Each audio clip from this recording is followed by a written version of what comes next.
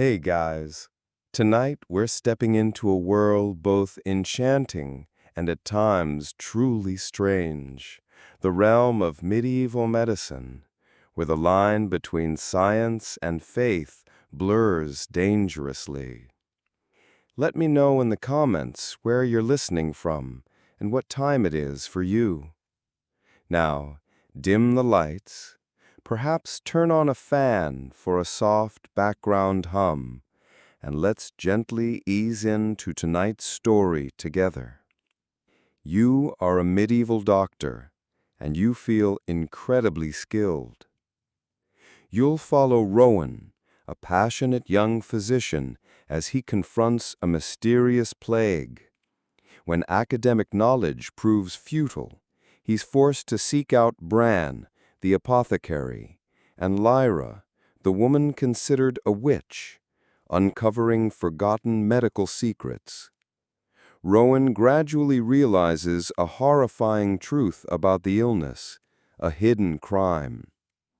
This journey will test his beliefs and courage. Can Lady Isabella be saved? And what is the price of truth? If these whispers from the past have touched your heart, if you feel an invisible thread connecting us across space and time, then don't hesitate to give a like so this story can travel even further. Please subscribe so you don't miss any future adventures with us. And a tiny comment will be a guiding light, letting us know where you are in the world, listening and journeying with these unsolved mysteries. The morning broke, not with a gentle caress of sunlight, but with the familiar, bone-chilling dampness that always seemed to cling to the medieval air. You, Rowan, pushed yourself up from the straw-filled mattress, the crude bed frame groaning a protest that echoed the dull ache in your own joints. The air hung thick with the lingering scent of stale candle wax, damp straw, and a faint, regrettable whiff of last night's onion gruel, a constant companion in your small, cluttered dwelling. Just as you raised a cup of lukewarm, flat ale to your lips, far safer than the well water, where they said devils often dwelled, a frantic rapping at your door shattered the morning's quiet. It hammered against the wood like a drumbeat of war, each thud echoing a sickening rhythm in your chest. Your heart, a woodpecker trapped in a cage of ribs, hammered against your sternum. It was Finn, Lord William's usually stoic messenger, his face ashen, his lips trembling like ancient parchment caught in a draught. Whispers, like a venomous serpent slithering in the shadows, had already begun to coil through the village, from hut to hut, carrying a chilling refrain: "It has returned." Lady Isabella, Lord William's beloved wife, had fallen ill. A malevolent fever burned within her, and grotesque black swellings, as large as walnuts, were creeping insidiously across her neck and groin. The stench of death, a foul perfume, already permeated the air, a scent only those who had survived the Black Death could truly recognize. A scent so potent, even death himself would turn away in disgust. A crushing weight settled on your chest, not solely for Lady Isabella's life, but because this was your last, fleeting chance to prove your worth, or to be strung up like a charlatan by the end of the day. Death had begun its macabre dance on your doorstep, and you, Rowan, were the only one brave enough, or foolish enough, to answer. You fumbled for your heavy leather satchel, a repository of blunt knives, withered herbs, and a faint, whispering hope that these mere trinkets weren't just a grand deception. Your home, a humble two-room dwelling nestled amongst the cluster of wattle and daub huts, was less a sanctuary of healing and more a testament to the grim realities of the age.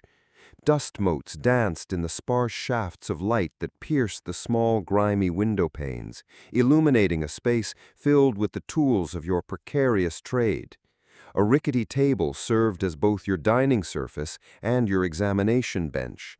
On it lay your prized possessions, 4 worn Latin tomes, their pages brittle with age, and filled with the arcane wisdom of Hippocrates and Galen, translated imperfectly from even older Greek texts. These books, your true masters, were the foundation of your authority, lending an air of learnedness to your otherwise practical and often desperate methods. You, Rowan, considered yourself a man of letters, someone who understood the intricate workings of the humors and the celestial influences. Yet you knew, deep down, that your knowledge of the human body was as fragile as a mouse-gnawed piece of parchment. You possessed no true understanding of anatomy beyond what you saw in superficial wounds, no concept of invisible microbes that waged war within the flesh. Your instruments, laid out on a stained linen cloth, consisted of simple, unsterilized tools: a lancet for bleeding, a bone saw that looked more at home in a butcher's stall, and a collection of dried herbs whose efficacy was largely based on hearsay and the desperate prayers of those who consumed them. A small pot of rendered animal fat, meant for salves, sat near the hearth, its greasy aroma a constant backdrop to your existence. The village outside your door was already buzzing with a low hum of fear. The news of Lady Isabella's illness had spread like wildfire, carried by the invisible currents of panic. You could hear the muffled cries from neighboring huts, the hurried whispers as doors slammed shut. Families barricaded themselves indoors, pulling children close, their faces etched with the stark dread of a plague-ridden world. This wasn't just a sickness, it was God's wrath, a divine punishment for collective sins, or so Bartholomew, the stern village priest, often preached. You had seen this fear before, its cold grip tightening around a community, stealing hope long before the disease claimed its first victim. You, Rowan, were the designated healer, the one they turned to in their hour of greatest need, even if your success rate was, by modern standards, abysmal. You remembered a time when you boldly declared a man cured of a stomach ailment after he projectile vomited in all 4 cardinal directions, an incident you still, against all medical logic, considered a triumph. That memory, a flickering ember of false confidence, was all you had to hold on to sometimes. The burden of expectation was a heavy cloak, suffocating you in its folds. Every cough, every fever, every unexplained rash was brought to your door, each accompanied by the desperate pleas of loved ones. You were their last resort, their flickering candle in an oppressive darkness. And in return, you offered what you could: a blend of ancient remedies, a dash of astrological prognostication, and a hefty dose of placebo effect, powered by the sheer force of their belief. You were acutely aware of the thin line you walked between respected physician and outright charlatan. One wrong diagnosis, one too many deaths, and the villagers' desperate hope could quickly curdle into vengeful fury. The very air in the village was thick with the dust of forgotten hopes and the stench of unfulfilled promises. You often felt a profound loneliness in your profession, a solitary figure bearing the weight of a community's fragile health, knowing that ultimate salvation often lay beyond your grasp, in the hands of either divine intervention or cruel fate. Finn, still trembling, gestured urgently toward the road leading to Lord William's keep. "My lord demands your immediate presence, Master Rowan. Lady Isabella, she is gravely ill." His voice was barely a whisper, a sound as thin as the thread of life itself. You nodded, a grim resolve settled over you. This wasn't just another fever. This was the Lord's lady, a woman of power and influence, whose very breath could determine your standing or your demise. Failure was not an option. It was a death sentence in itself. You took a deep breath, the cold morning air filling your lungs with mix of dread and reluctant determination. You adjusted your heavy wool tunic, gathered your satchel, and stepped out into the crisp, unforgiving morning. The sounds of the awakening village were muted, replaced by the thumping of your own heart and the distant clang of the smithy, a rhythmic beat accompanying you on your journey. Every step you took was a note in the unfolding symphony of fate, leading you deeper into the heart of a crisis that would challenge every belief you held, and perhaps reveal the true nature of healing in a world steeped in potion, prayer, or pure madness. You are on your way to Lord William's castle, a fortress of power that would soon become a crucible of your craft. The great oak doors of Lord William's keep loomed before you, Rowan. Two monstrous mouths carved from ancient wood, seemingly ready to devour you whole. Their massive hinges groaned a mournful song as Finn pushed them open, revealing a shadowed, echoing hall that smelled of damp stone, old fires, and an undercurrent of something else, a sweet, sickly aroma that hinted at decay and desperation.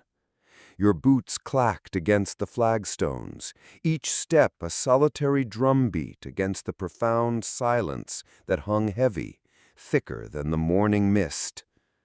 This wasn't the vibrant, bustling keep you remembered from the harvest festivals.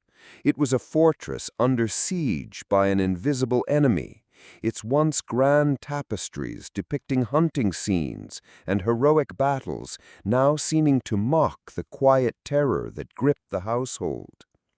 Every shadow cast by the flickering wall sconces seemed to lengthen, stretching like grasping fingers across the cold, unforgiving floor.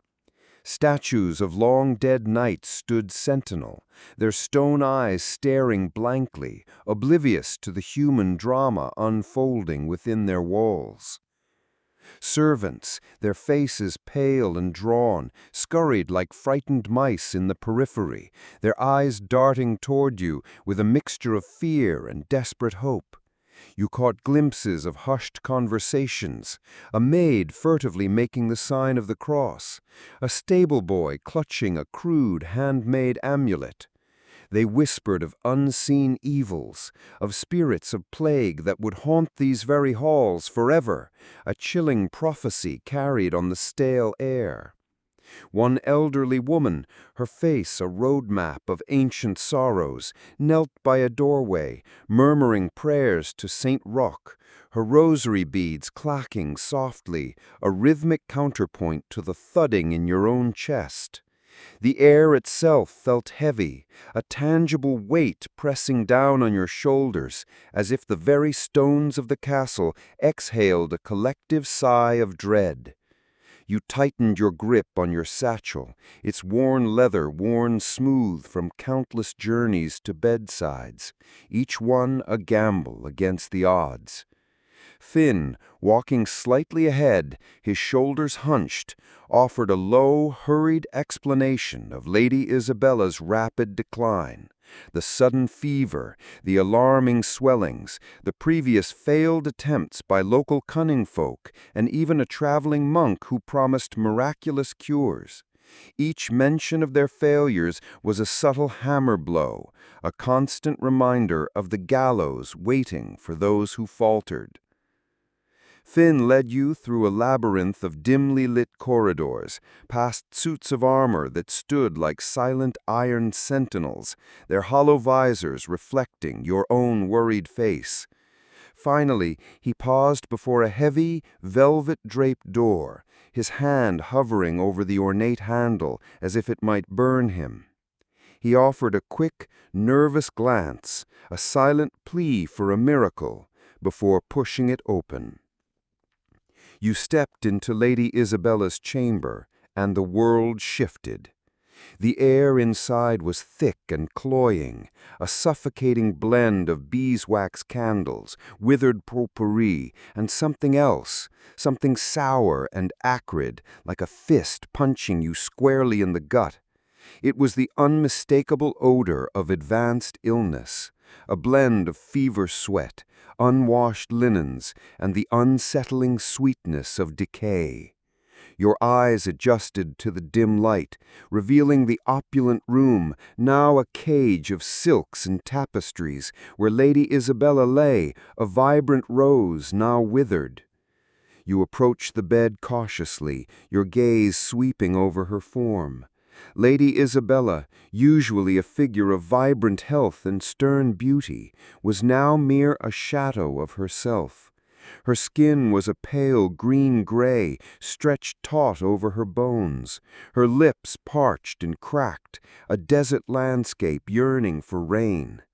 Her breath came in shallow, ragged gasps, each one a struggle, a tiny bellows fighting against a collapsing fire.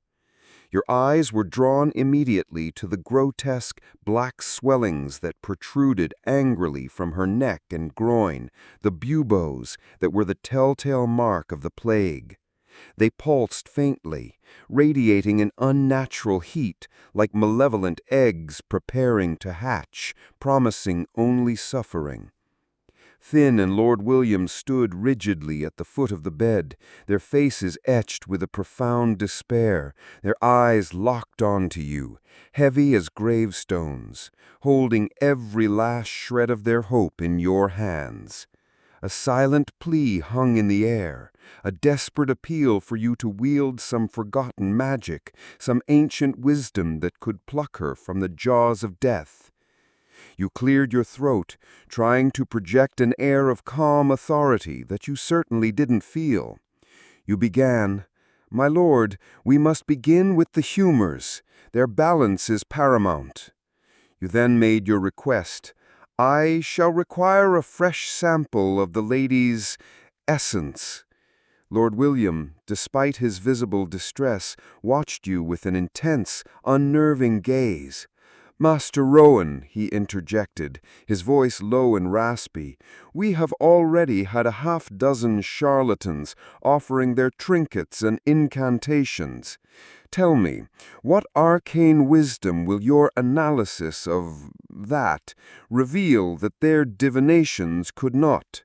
His skepticism was a barbed hook, digging into your pride, but his desperation was palpable. You met his gaze, forcing yourself to maintain composure.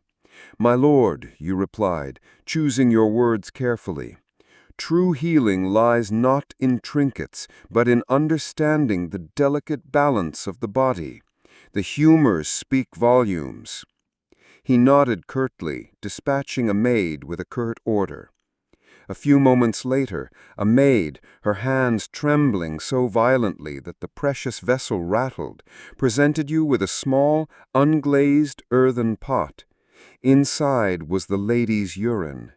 You took it from her with a steady hand, forcing yourself to ignore the maid's quick, fearful retreat. This was your canvas, your window into the patient's inner workings. Uroscopy, the art of diagnosing by examining urine, was your primary method, a sacred ritual you had performed hundreds of times, despite often feeling like a blind man trying to read stars. You carried the pot to the nearest window, where a thin sliver of weak sunlight struggled through the thick glass. Lord William, a predatory shadow, paced behind you, his heavy boots echoing on the stone floor, each step a further turn of the screw. You held the vessel aloft, tilting it gently, allowing the light to filter through the murky liquid. You began your examination, a meticulous process honed by years of practice and a healthy dose of showmanship. First, the color. It was a deep, unsettling brown, almost black, like river mud stirred from its slumber, far from the healthy, clear golden hue indicative of balanced humors, the sanguine red of blood, the phlegmatic white of phlegm, the choleric yellow of bile, and the melancholic black of black bile, as meticulously detailed in your revered Galen. You murmured these categories in your head, trying to force the reality of the illness into the neat boxes of your textbooks.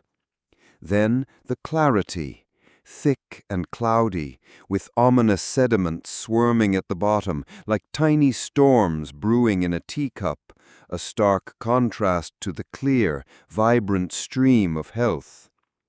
You observed the foam, the presence of any particles, even the subtle way it caught the light, trying to recall which specific fluxes this indicated. Next, the smell. You brought the pot closer to your nose, taking a cautious sniff. It was a pungent, almost acrid odor, reinforcing your growing dread. This was not the mere scent of fever. It was the perfume of despair, a grim reminder of similar, fatal stings from cases long past, like young Lyra, whose urine had smelled just as foul before her light went out. Finally, the taste. You dipped a clean finger into the liquid, touching a minuscule drop to your tongue. A metallic, bitter taste coated your palate, confirming your worst suspicions. This was a severe imbalance, a profound disharmony of the humors, a cacophony in the body's orchestra. You then moved to your more esoteric tools. From your satchel, you carefully withdrew a small, worn chart, its parchment yellowed and cracked. This was your astrological chart, a map of the heavens that, you believed, held the key to understanding all maladies, a complex web of lines and symbols that seemed to hold the very fabric of destiny in its delicate threads. You traced lines with your finger, mumbling Latin incantations under your breath, pretending to decipher cosmic messages, while Lord William cleared his throat impatiently. You noted the position of the moon, waning, which suggested a draining of vital forces, and the ominous alignment of Mars, often associated with fevers and inflammation. The Latin script on your ancient book seemed to dance before your eyes, a dizzying array of symbols and calculations that offered no real solace, no clear path forward.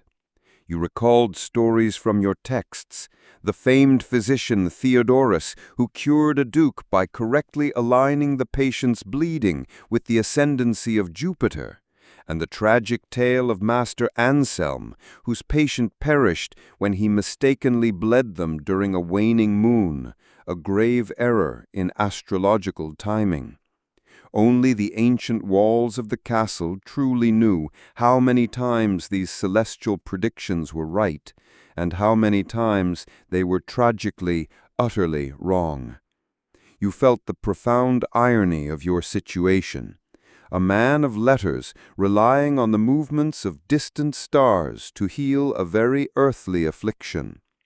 As you pondered the chart, a profound sense of doubt began to creep in, a cold serpent coiling around your heart, tightening its grip with each passing moment. The overwhelming, ghastly smell of the lady's illness, a smell that transcended any textbook description, seemed to mock your learned theories. The black buboes on her body defied the elegant balance of humors. Could this ancient knowledge, painstakingly copied and passed down through generations, truly save Lady Isabella? Could a diagram of stars truly offer a remedy for a disease that felt like death itself had taken up residence in her very marrow, corrupting her from within? You felt the weight of Lord William's gaze on your back, heavy with unspoken expectations. His occasional huffs and exasperated sighs were sharp whispers like a surgeon's scalpel scraping against bone, reminding you of the ticking clock. You imagined yourself not as the esteemed physician, but as a condemned man, the noose already tightening around your neck, the villagers' angry faces glaring up at you. The whispers of failed physicians, those whose bodies had dangled from the gibbet for their incompetence, became a chilling reality in your mind. The truth, a bitter pill you often swallowed in silence, was that you were guessing. You were navigating a storm without a rudder, guided only by half-truths and blind faith. This wasn't merely a medical challenge, it was a test of your soul, a mirror reflecting your own profound limitations and the stark loneliness of your profession. You were the sole bridge between their desperate hope and the encroaching abyss. After what felt like an eternity, you turned to Lord William, composing your face into a mask of professional certainty. "My lord," you began, your voice steady despite the tremor in your hands, "the humors are in grave disarray.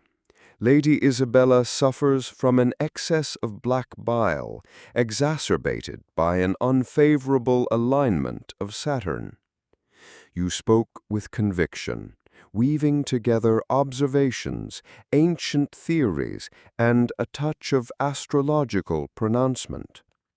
You noticed a slight furrow in Lord William's brow. "Black bile, Master Rowan, and Saturn. Explain this to me. Others have spoken of humors, but none with such specific celestial links." He was probing, testing your resolve. You knew you had to sound convincing, to mask the chasm of your own uncertainty. You launched into a more elaborate explanation, using verbose Latin terms and intricate connections between the planets and human ailments, a linguistic tapestry woven with threads of truth and eloquent deception. You spoke of the melancholic nature of black bile, its connection to the earth element and Saturn's cold, dry influence, all contributing to Lady Isabella's fever and dark swellings. You stressed the urgency, the need for immediate, decisive action before the imbalance consumed her entirely. Lord William listened, his face impassive, but a flicker of fragile hope, a tiny candle flame in a hurricane, appeared in his eyes. He nodded, granting you full authority to proceed. You had given him a diagnosis, a framework for understanding the incomprehensible, a grand performance for a desperate audience. But as you watched him leaving you alone with the ailing Lady Isabella, a chilling thought settled in your mind.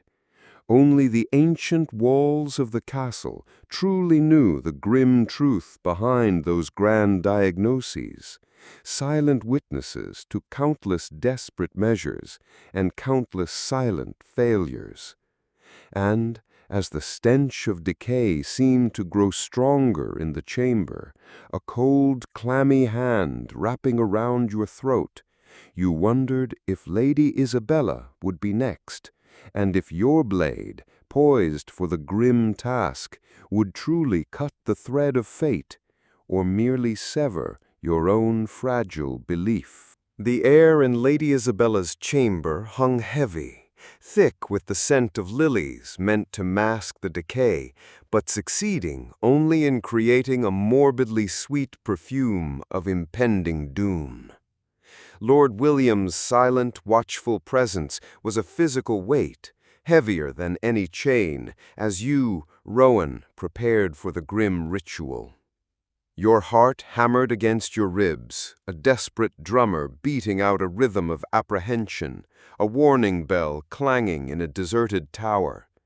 You carefully laid out your tools on a small, worn table, the lancet, its edge dulled by countless uses, glinting dully in the candlelight, a basin of murky water for rinsing, and a stack of clean, or at least clean-looking, rags. This was it, the moment of truth, where the abstract theories of Galen met the stark, brutal reality of flesh and blood.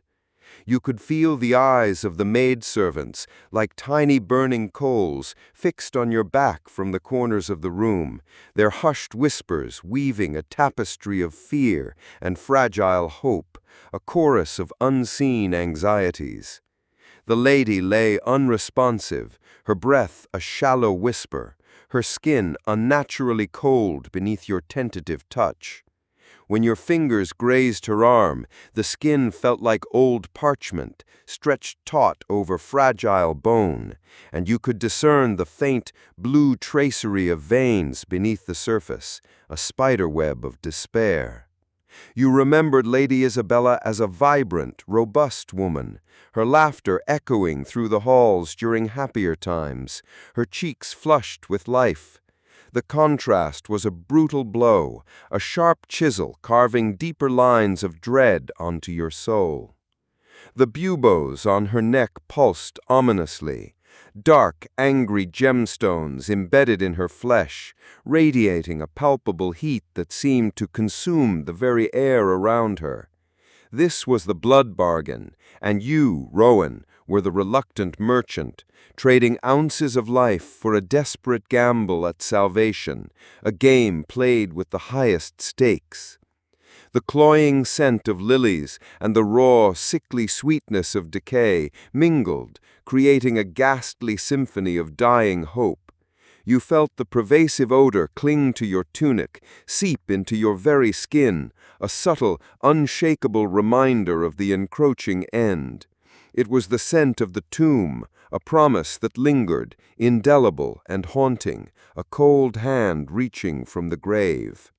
Lord William stood by the foot of the bed, his figure rigid, his eyes two piercing lances fixed on your every movement.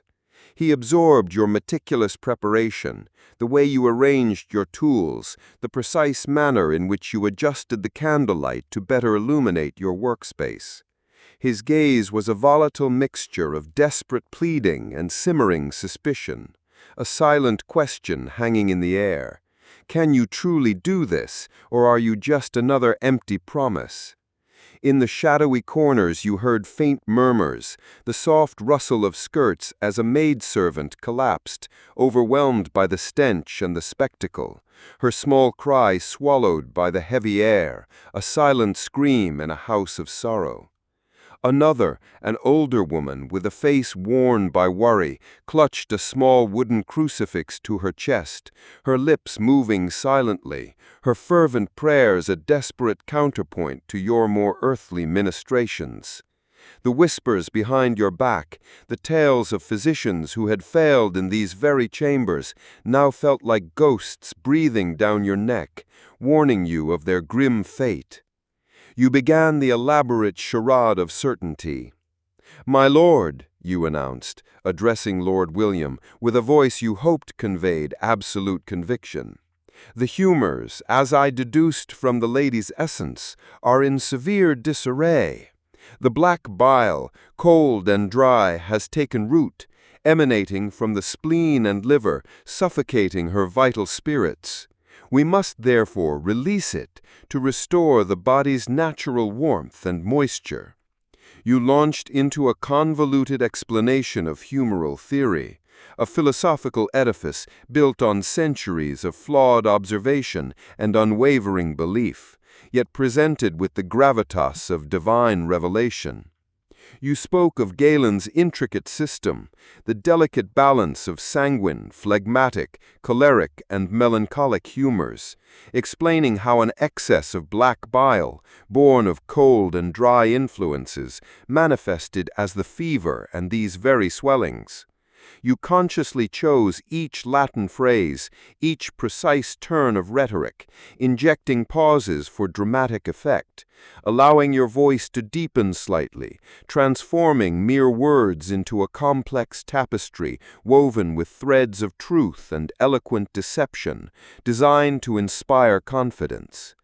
You spoke of how, according to Galen, black bile, being cold and earthy, pulled the vital heat inwards, causing stagnation and corruption, much like a stagnant pond poisons the surrounding land. You even recalled specific passages, mentally reciting the words of Hippocrates on the importance of coction, the body's natural process of cooking humors, and how excessive black bile halted it. Lord William listened, his face a grim mask, but the desperation in his eyes, two wells of bottomless fear, showed he would grasp at any straw, no matter how flimsy. He squinted slightly, perhaps trying to follow your arcane explanations, but ultimately his need for a solution outweighed his inherent skepticism. His tight nod signaled his reluctant consent for the bloodletting to commence. You turned back to Lady Isabella, taking her slender arm in your hands. Her skin felt clammy, almost lifeless, like a discarded glove.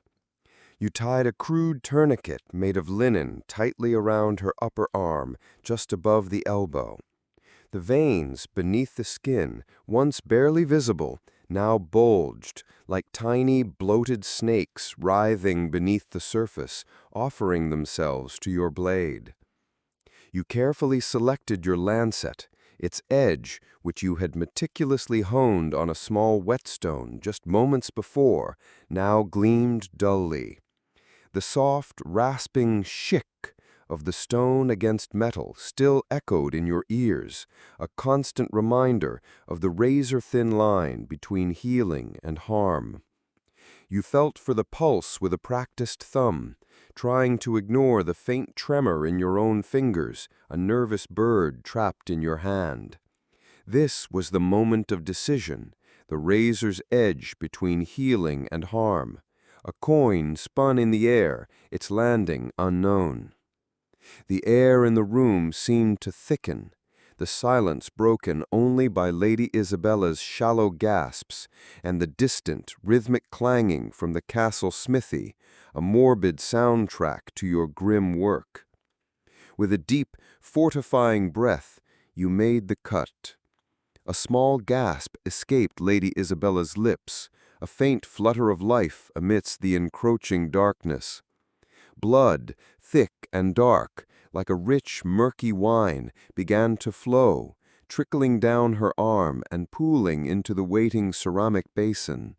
You watched it, analyzing its color, its consistency. Was it dark enough, thick enough? You internally referenced the texts, black and viscous, a clear sign of melancholic excess, precisely as described by the great physicians. This was the corrupt humor, you told yourself, flowing out, taking the disease with it. You believed you were expertly drawing off the harmful black bile, meticulously balancing the life within.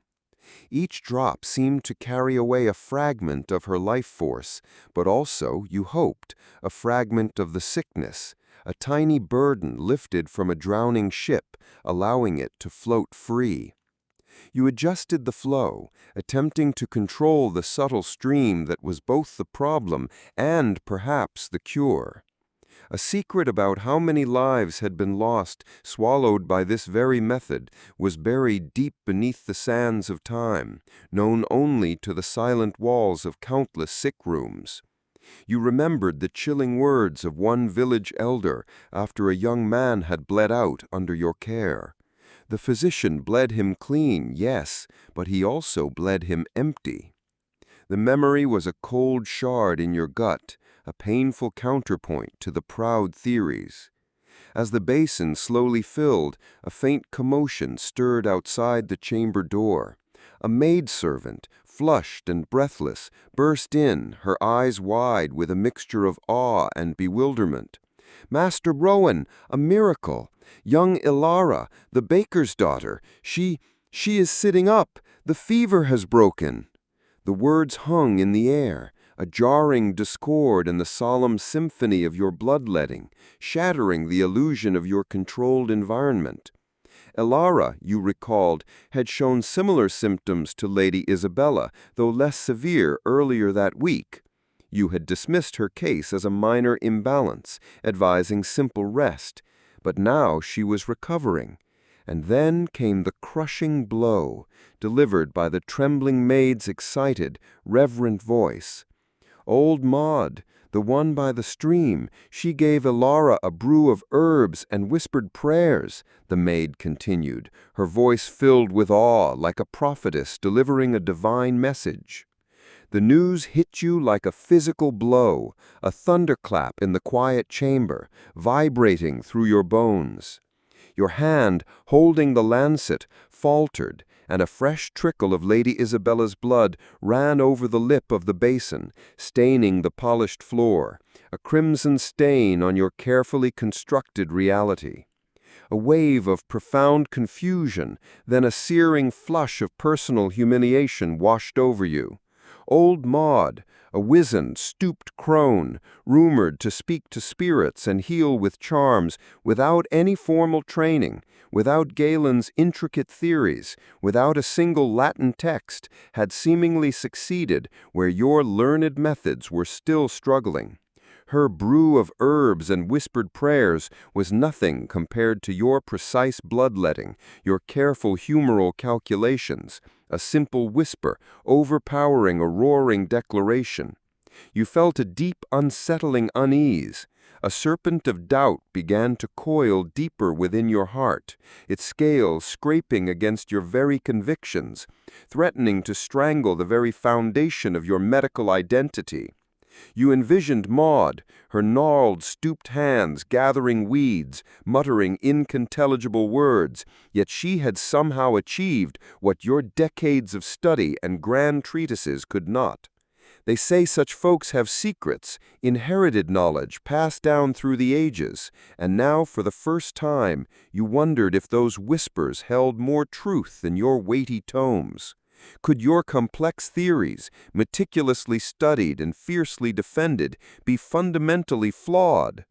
Could the wisdom passed down from the ancients, from Hippocrates himself, be utterly wrong, nothing more than empty echoes in a forgotten cave? The very foundation of your medical practice, your identity as a learned physician, began to tremble, a fragile tower swaying in a sudden gale. This tremor was not just about one patient, it was about the purpose of your entire life study, the years spent poring over dusty manuscripts, now seeming like so many wasted breaths. You finished the bloodletting, the metallic tang of blood in the air now mixed with the acrid taste of your own rising uncertainty. You bandaged Lady Isabella's arm, your movements automatic, your mind a whirlwind of conflicting thoughts. You then turned to the leeching, another vital component of humoral therapy, hoping against hope that this ancient remedy would somehow redeem your failing methods. From a small, damp clay pot, you carefully extracted several plump, squirming leeches, their sleek bodies like tiny living sausages glistening in the dim light. You placed them gently onto the angry black buboes on Lady Isabella's neck and groin, watching with morbid fascination as they instantly latched on, their bodies beginning to swell, tiny, greedy vampires engorging themselves as they gorged on her blood. This was meant to draw out the corrupt humors directly from the site of infection, a targeted attack on the very source of the ailment. You observed their work, your internal turmoil a stark contrast to the outward calm you presented. You even mumbled a faint prayer, a quick plea to Saint Sebastian, patron saint against plague, more for your own peace of mind than for any true belief in its immediate efficacy. You watched the buboes for any sign of softening, any diminishment, but they remained stubbornly engorged, like angry fists refusing to unclench. The wriggling bodies of the leeches felt like tiny mocking fingers pointing at the grand absurdity of your learned craft, their silent, sucking work a testament to the desperate, grasping nature of your profession. Lord William approached you, his voice low, a barely contained tremor beneath its regal tone, like a rumbling volcano on the verge of eruption. "Master Rowan," he began, his eyes narrowing, "the lady, she still burns with fever, and these swellings, they are no smaller. You spoke of balance, of drawing off the ill humors, yet I have heard the whispers of Lyra's recovery, and her mother praises this Maud. Tell me, physician, does your great knowledge truly mean nothing when pitted against an old woman's herbs and simple incantations? My other physicians, those who tried and failed, they spoke of grand theories as well. Are you so different? The question hung in the air, a direct challenge, a poisoned arrow aimed straight at your most vulnerable point, threatening to shatter the last vestiges of your composure. You felt a flush creep up your neck, hot with a mixture of humiliation and fear. To admit defeat, to concede that an unlettered villager could achieve what you, a scholar of medicine, could not, was unthinkable. It would shatter your reputation and likely seal your fate, a condemned man walking to the gallows. You cleared your throat, grasping for words, for a defense. You could feel Lord William's gaze like a physical weight pressing down on you. "My lord," you stammered, pulling yourself together, desperate to regain control of the narrative. In Lyra's case, it was undoubtedly a milder imbalance, perhaps a simple fever of phlegm, easily remedied. Lady Isabella's condition is far more severe, a deep-seated corruption of the black bile, a profound disequilibrium of all four humors. These methods require time, patience. The humors are not so easily coerced. And indeed, even in the venerable works of Hippocrates and Galen, there are mentions of cases where simpler folk remedies had been effective for lesser ailments, but for a true pestilence of this magnitude, only rigorous humoral purging can prevail. You spoke with a forced bravado, rattling off medical terms, attempting to overwhelm him with jargon, to reassert your authority, using the weight of ancient names to bolster your crumbling edifice. But even to your own ears your words sounded hollow, like empty barrels rolling down a hill, echoing with a desperate plea. You even tried to cite examples from your Latin texts, cases where simpler folk remedies had failed disastrously, only to be saved by the rigorous application of Galenic principles. Lord William's eyes narrowed further, his patience visibly wearing thin, a taut string threatening to snap. "And what other methods, Master Rowan, do your esteemed texts prescribe? Or have you exhausted the wisdom of the ancients already? Tell me, are there more leeches, more blood to drain, or perhaps you wish to compare notes with this Maud?" He turned away from you, walking to the window, his back to you, a clear sign of his displeasure and his deep, churning despair. He let out a long, shuddering sigh, a sound of profound weariness. Then his voice, cold and sharp as a winter's blade, drifted back to you. "Master Rowan, my wife's life hangs by a thread. Ensure that thread does not snap, or I shall find myself without a physician, and you without a head. Do you understand?" The threat was unmistakable, a chilling promise whispered on the breeze. The afternoon bled into evening, and Lady Isabella's condition showed no discernible improvement. The fever raged, her skin remained alarmingly cold, and the buboes, though perhaps slightly less taut, were still monstrous, radiating a vile heat. Her breathing became more labored, shallow, rattling gasps, each one a desperate plea from the precipice.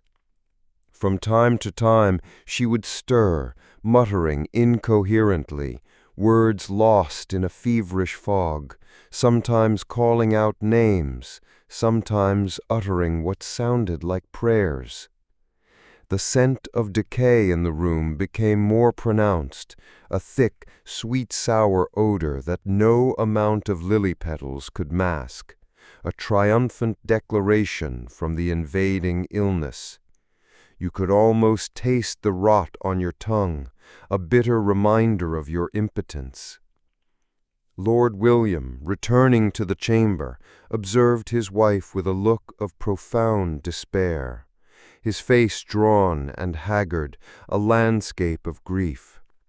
He did not need to speak. His silent accusation was a thunderclap in the room, echoing the one that had just struck your internal world. You knew, with a certainty that chilled you to the bone, that your grand display of humoral wisdom had failed. The blood you had drawn, the leeches you had applied, they were merely symbolic gestures, empty rituals in the face of a true plague, a whisper against a hurricane, powerless against its fury. The night stretched before you, long and dark, a yawning abyss of uncertainty. You had bled her, you had leeched her, and still Lady Isabella languished. The traditional paths had failed.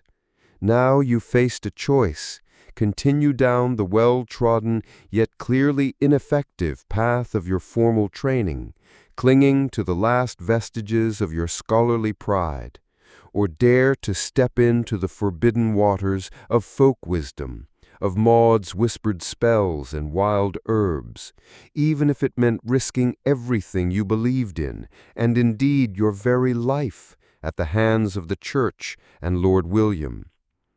The scent of lilies and death clung to you, a constant chilling reminder that time, a relentless river, was running out. The sun, a pale, indifferent eye in the dawn sky, offered no warmth as you, Rowan, trudged back to Lord William's keep.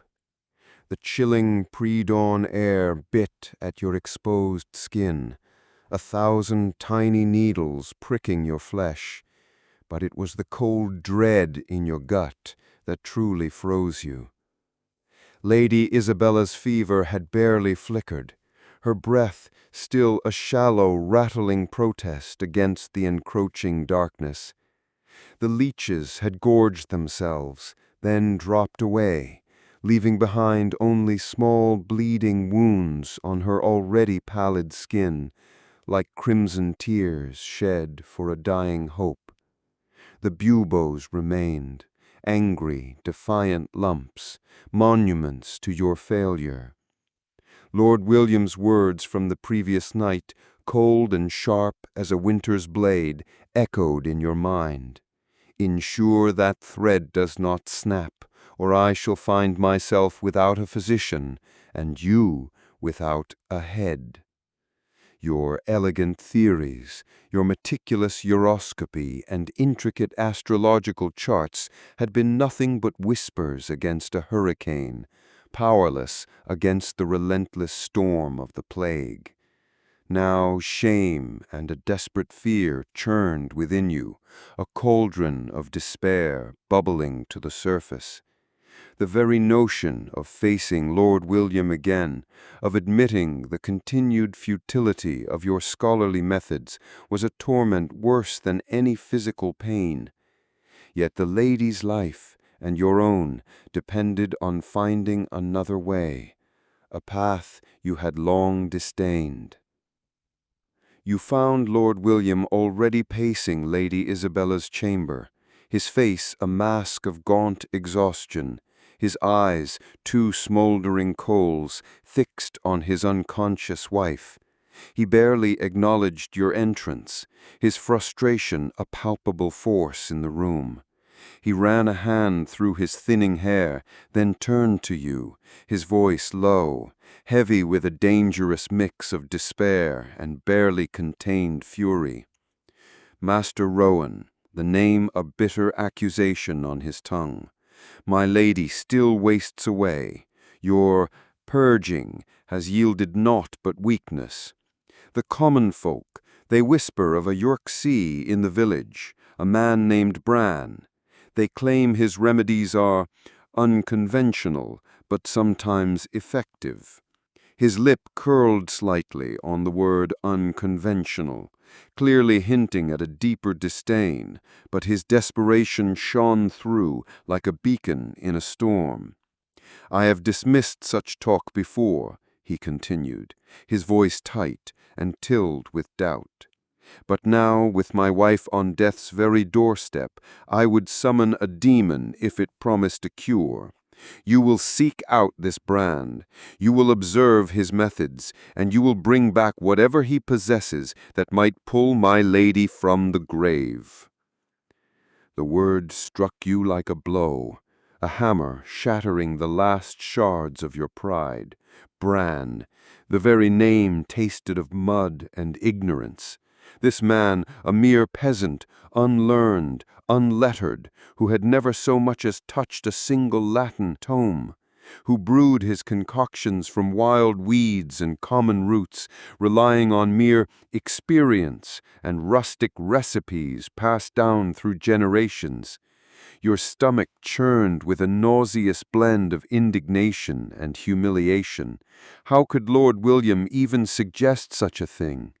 To send you, Rowan, a man of profound learning, a student of the great Galen, to consult with a common Yerk sea?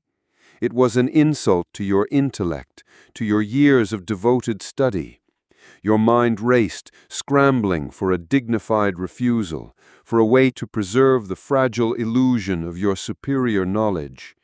But then the image of Lady Isabella's pallid face, of the unyielding Budos flashed before your eyes, and the chilling echo of Lord William's threat, a cold blade pressed against your throat, silenced your protests.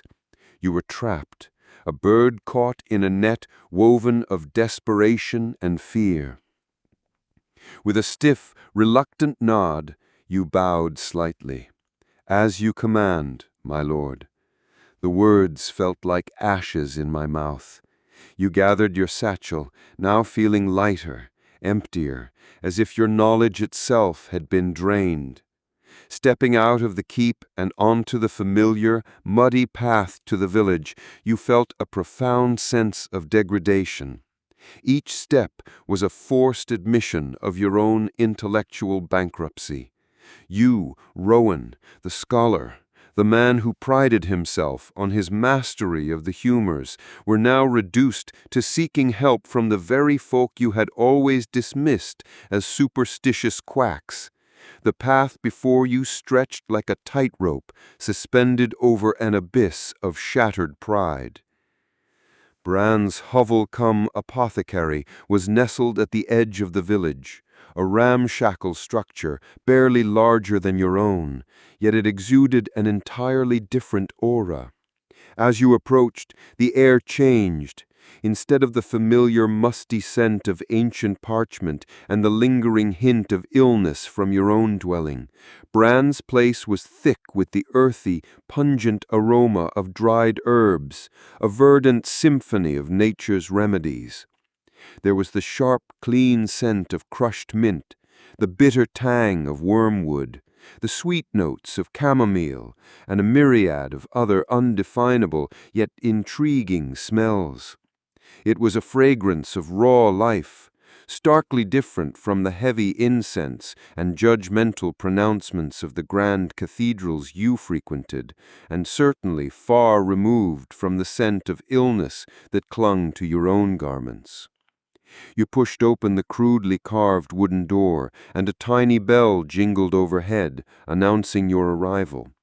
The interior was a chaotic but strangely ordered space. Bunches of dried herbs hung from the rafters like dormant bats, their shadows dancing on the walls.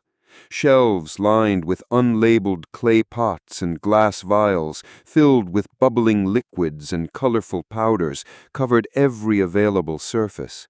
In the center, a large wooden mortar and pestle sat on a scarred work table, surrounded by piles of freshly gathered roots and leaves. The very air vibrated with a rustic, earthy magic, a similar aura to had been present in Ramna's greeting room. Bran himself was a figure cut from coarse cloth. He was a man well into his 60s, his face weathered and creased like an old leather boot, his hands garled and stained from years of working with plants and soils. His eyes, sharp as a falcon's gaze, met yours with an unnerving directness. There was no deference in his stare, no awe for your learned robes, only a shrewd, assessing intelligence. He said nothing, merely gestured with his chin towards a stool, a silent invitation that felt more like a command. You sat, stiff and uncomfortable, clutching your satchel like a shield. Master Bran, you began, forcing a tone of professional respect that felt like a lie on your tongue. Lord William has sent me. His lady, she suffers greatly. My methods have, thus far, proven insufficient.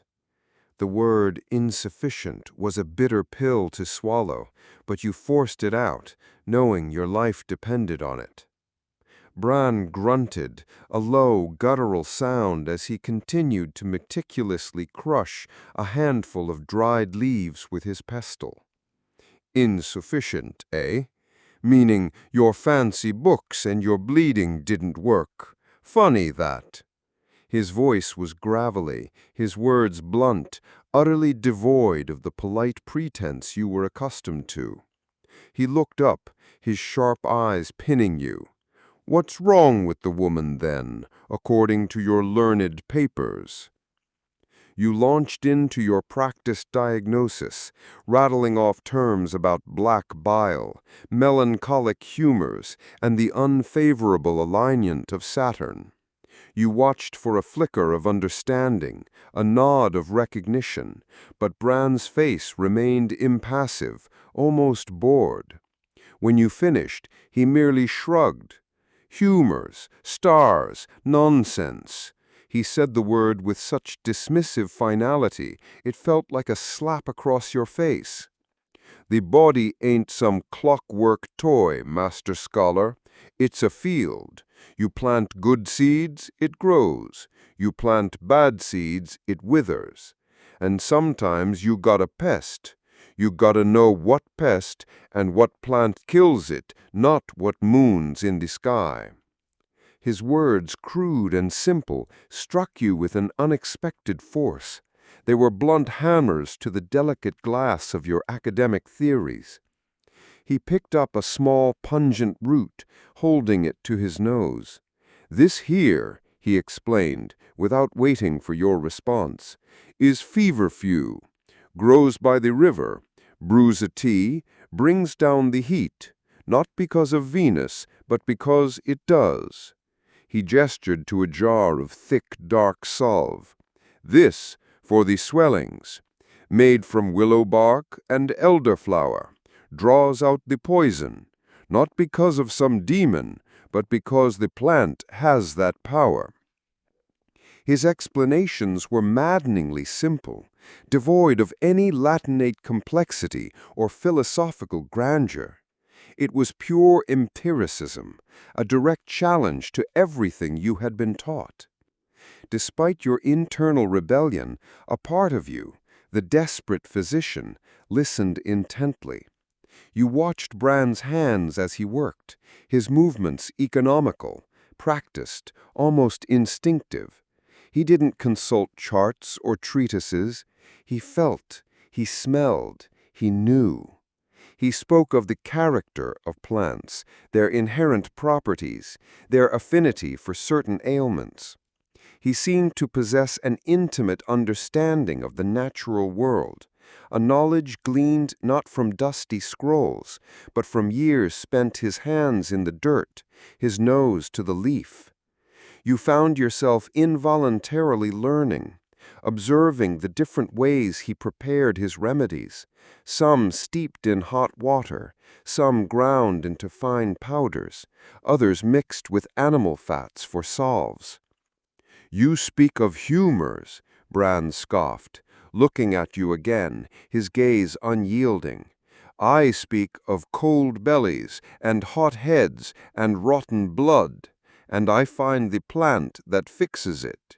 He gestured to a particularly noxious-smelling brew simmering over a small smoky fire in the corner. That's for a cough that rattles the bones.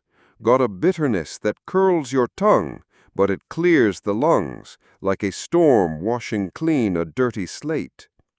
He wasn't trying to impress you with grand theories. He was simply stating facts, born of countless trials and errors, of lives saved, and undoubtedly lives lost. You swallowed your pride, a bitter metallic taste in your mouth. Master Bran, you said, forcing yourself to articulate the question, What would you prescribe for a fever with black swellings, for the pestilence? You held your breath, bracing for either a mocking laugh or a curt dismissal. Bran paused, his eyes narrowing, assessing you. He seemed to see past your fine clothes and your learned pretense, straight into the raw fear and desperation that churned within you. He grunted again, a sound that could have meant anything. "For that," he said, slowly, his voice losing some of his earlier bite, "you need more than simple herbs. You need strength and luck. But I have a brew, made from monkshood root, carefully diluted, and a handful of feverfew. It'll make her sweat, empty the bowels, purge the poison, Master Scholar. That's what it does." He held up a small, stoppered vial filled with a dark, murky liquid. "It'll be bitter, and she'll likely vomit her guts out, but it's a chance." You looked at the vial, then back at Bran. Monkshood, you knew, was a potent poison. Its use was dangerous, its line between remedy and death precariously thin. Yet the memory of Lyra brought back from the brink by Maud's simple remedies spurred you on, and the haunting image of Lady Isabella's still, lifeless form in the castle chamber, a pale statue awaiting its final crumble, propelled you forward. This was your only hope, however unpalatable. You reluctantly purchased the vial from Bran, along with a small bundle of feverfew and a pot of willow bark salve. The transaction was quick, the exchange of coin feeling like a betrayal of your own principles. As you clutched the vial, the cool glass feeling almost alien in your hand, you felt a profound shift. The rigid edifice of your beliefs, once as solid as the castle walls, had developed deep, agonizing cracks. You were Rowan, the scholar, the man of Galenic medicine, but you were also a desperate physician, clutching a potion from a common Yorksari, a man whose wisdom flowed not from books, but from the earth itself. This moral dilemma, a tangled knot of conflicting loyalties and desperate hope, began to gnaw at your soul, whispering questions that had no easy answers. Was healing truly about elegant theories, or was it about a practical, even brutal efficacy? Were you abandoning your faith, or simply broadening your understanding? You started your journey back to the castle, the weight of the vial in your satchel heavier than any tome, carrying not just a potent brew, but also a secret about your own wavering convictions, a silent testament to the blurred lines between ancient wisdom and forbidden knowledge. The castle chamber, once a sanctuary of aristocratic comfort, now felt like a tomb awaiting its occupant. Lady Isabella's breath, shallow and ragged, a dying bird's flutter, was the only sound besides the relentless ticking of your own internal clock. The bitter concoction from Bran had wrought no miracle, a fitful sleep perhaps, but no true awakening. Her skin remained cold, the buboes swollen and angry, dark planets in a dying galaxy. Lord William's face, etched with a new, terrifying strain of despair, spoke volumes before he uttered a single word. His eyes, usually sharp and commanding, were now unfocused, haunted. "Rowan," he rasped, his voice raw with exhaustion, "your remedies, they seem to falter. We have turned to man's wisdom. Now we turn to God's." His gaze drifted towards the heavy door. "I have summoned Father Bartholomew." A cold dread, a serpent of ice coiled in your gut. This was it. The Church, with its unwavering dogma, its absolute certainty, was about to descend upon your fragile, failing science. You braced yourself for the inevitable clash, a battle not of lancets and humors, but of faith and doubt, a war for Lady Isabella's very soul, and perhaps your own. The heavy oak door creaked open, admitting a gust of cold air and a figure of imposing authority. Father Bartholomew, the village priest, entered Lady Isabella's chamber, his presence immediately filling the opulent space with an air of unyielding conviction. He was a man of granite, his features chiseled by years of unwavering faith and stern pronouncements. His eyes, deep-set and piercing, seemed to see not just the ailing woman, but the very sins that, in his view, had brought this pestilence upon her.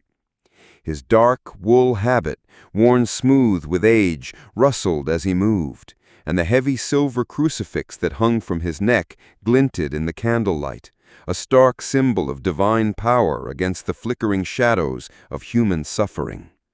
Accompanying him were two altar boys, their faces pale and serious, carrying an ornate censer, its wisps of incense already beginning to mingle with the lingering scent of illness and herbal remedies, creating a strange, almost sacrilegious perfume in the chamber. Lord William immediately went to Father Bartholomew, clasping his hands, his usual lordly demeanor replaced by the humble supplication of a desperate man. "Father," he murmured, his voice thick with emotion, "we are at God's mercy." Father Bartholomew nodded gravely, his gaze sweeping over the bed, then settling on you, Rowan. His eyes held a mixture of pity and barely concealed disdain, a clear challenge to your very presence. "My son," he intoned, his voice deep and resonant, accustomed to echoing through vaulted cathedrals. "All earthly suffering is but a test of faith, a consequence of sin, or a direct punishment from the Almighty. This affliction upon Lady Isabella is not a matter for man's crude potions, but for God's divine will." His words, like heavy stones, landed squarely on the delicate edifice of your medical understanding, threatening to shatter it. You stood there, silent, an unwelcome intruder in what was fast becoming a religious rite. The father began his ministrations. He moved to Lady Isabella's bedside, his movements deliberate, imbued with solemn purpose. He dipped his fingers into a small silver vessel of holy water, murmuring Latin incantations, then sprinkled it liberally over Lady Isabella's unconscious form, the droplets catching the candlelight like tiny fleeting stars.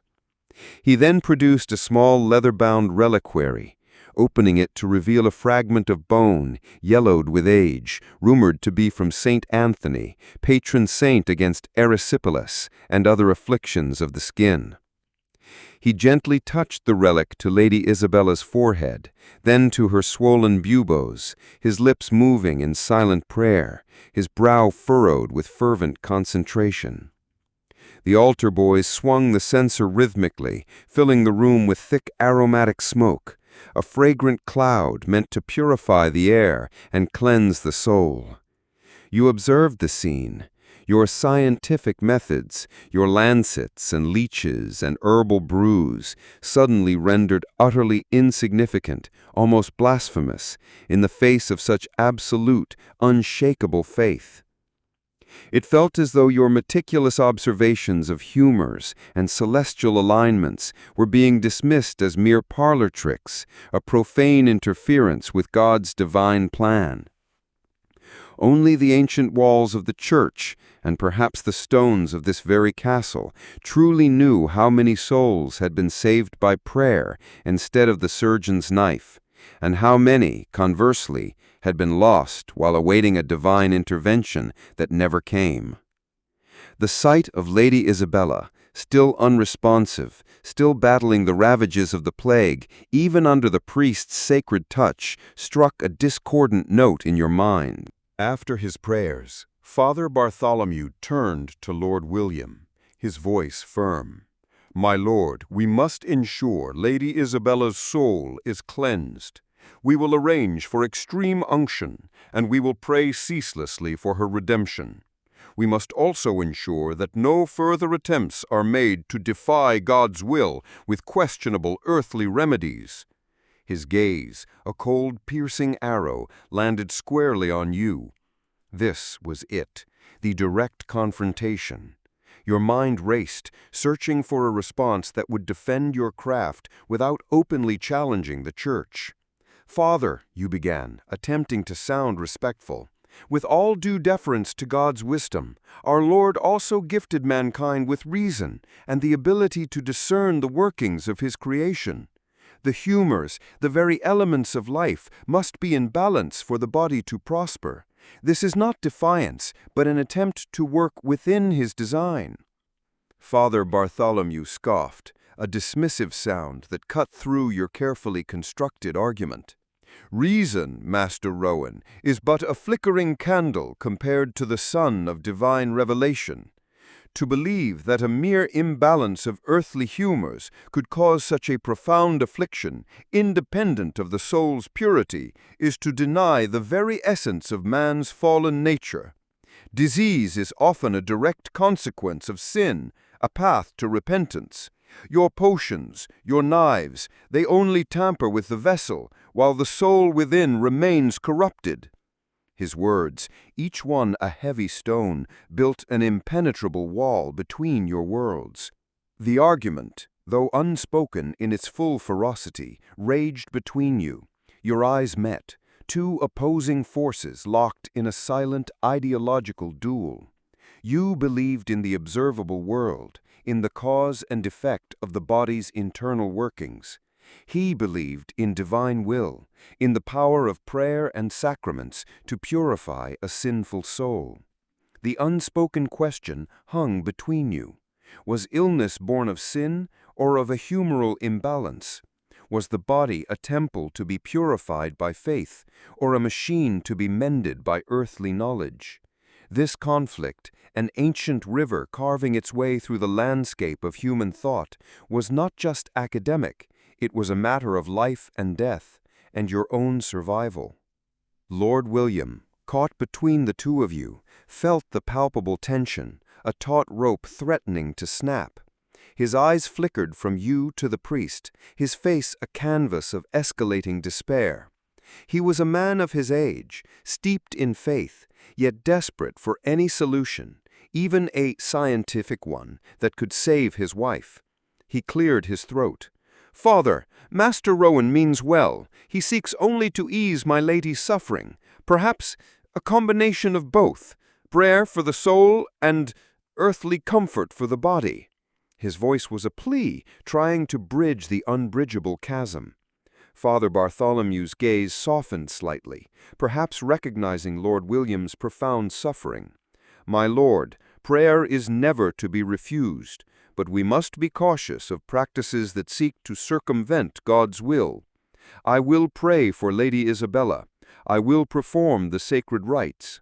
But Master Rowan, I turn back to you," his voice cold again. "I caution you against any further experiments that may displease the Almighty. You tread a dangerous path, physician." The implicit threat was clear. Stray too far from accepted doctrine, and the Church, with its formidable power, would descend upon you like a righteous storm. You felt the subtle shift in Lord William's demeanor, a quiet yielding to the priest's authority, even as his eyes pleaded with you for a solution. The pressure was immense, a crushing weight on your chest. As the day progressed, the chamber transformed. The sense of incense and holy oil now dominated, pushing out the smell of herbs and decay.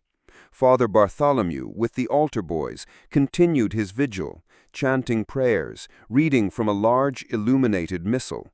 He led the household in fervent prayers, the solemn hum of voices filling the castle. You, Rowan, found yourself increasingly marginalized, a ghost in your own sick room. You observed Lady Isabella closely, her condition still fluctuating, but showing no definitive improvement under the priest's care either. The buboes remained, angry and stubborn. The ethical dilemma gnawed at you, a persistent rat in the quiet attic of your mind. Do you continue to insist on your science, knowing it has failed so far and risks further infuriating the priest and Lord William? Or do you acquiesce, perhaps even feign belief, offering some seemingly pious remedies, while secretly hoping Bran's brew would eventually take effect? The thought of deceiving Lord William, of abandoning your intellectual integrity, was repellent, but the image of the gallows, of your own broken body hanging for all to see, was a powerful motivator. The line between integrity and survival blurred like ink in water. Late into the night, Lady Isabella remained in a deep, unresponsive stupor. Her breathing became even shallower, her pulse a thready whisper beneath your fingers. The buboes felt hot, taut, almost ready to burst, like overripe fruit waiting to fall. Lord William sat by her bedside, his head in his hands, utterly broken. Father Bartholomew, exhausted but resolute, knelt in a corner, still murmuring prayers. The atmosphere in the chamber was thick with despair, a palpable shroud draped over everything. You knew you had to act, and quickly. Your Galenic treatments had failed. Bran's potion, though ingested, seemed insufficient, and the priest's fervent prayers, while offering spiritual solace, did not seem to mend the physical vessel.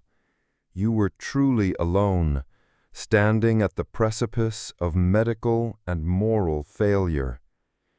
The decision weighed on you like a stone in your heart. You could try another dose of Bran's risky potion, potentially worsening her condition and exposing your reliance on folk remedies, or you could embrace the very superstitions you scorned. A desperate idea, born of both cunning and a sliver of desperate hope, began to form. It went against everything you had ever learned, everything you had ever believed about true healing.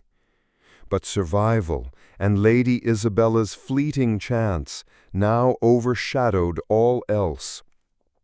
You remembered the village folk speaking of protective charms, of ancient rites performed at crossroads or under specific celestial alignments, rituals the Church condemned as paganism, but which were deeply ingrained in the common people's minds.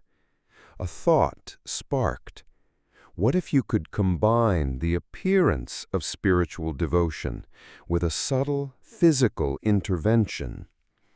As the first faint streaks of dawn touched the eastern sky, painting the grimy window panes with a pale, ethereal light, you approached Lord William. Your voice, though weary, was filled with a newfound resolve, born of desperation. "My lord, I believe we must invoke a deeper form of spiritual protection beyond conventional prayers. There are ancient rites, long suppressed, but known to some, that invoke the very earth to cleanse the body of its ills.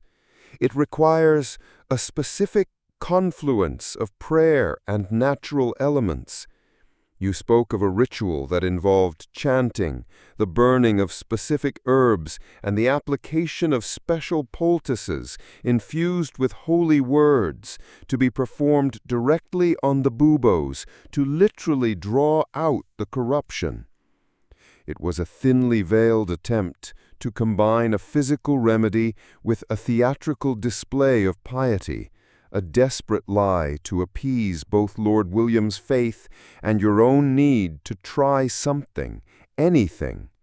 You avoided mentioning Bran or his volatile concoction, choosing instead to lean into the mysticism of the unknown. Lord William looked at you, his eyes clouded with grief. Then, slowly, a flicker of something new, not quite hope, but a desperate willingness appeared. What does this entail, Master Rowan?" You launched into your improvised plan, painting a picture of solemn ritual, of a potent blend of supplication and tangible action. It was a gamble, a desperate bargain with both faith and fate. You were stepping into the shadowed world of forbidden practices, embracing the very superstitions you had always dismissed, sacrificing your intellectual pride on the altar of sheer survival. The knife was no longer for the patient, it was for your own integrity. Your mind, once a beacon of logic, was now a turbulent sea, tossed by the warring currents of science and faith, ethics and survival. You had to try, even if it meant becoming the very charlatan you so despised. The image of the gallows, now a vivid, stark reality, posed in your mind. The castle was a caged bird. Its usual morning chorus of bustling servants and clanking armor replaced by a suffocating hush, broken only by the mournful tolls of the chapel bell.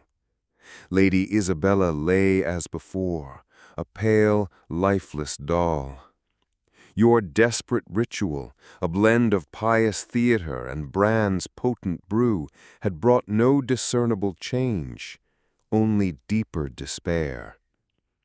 Lord William's silent condemnation, a physical weight on your shoulders, was almost unbearable.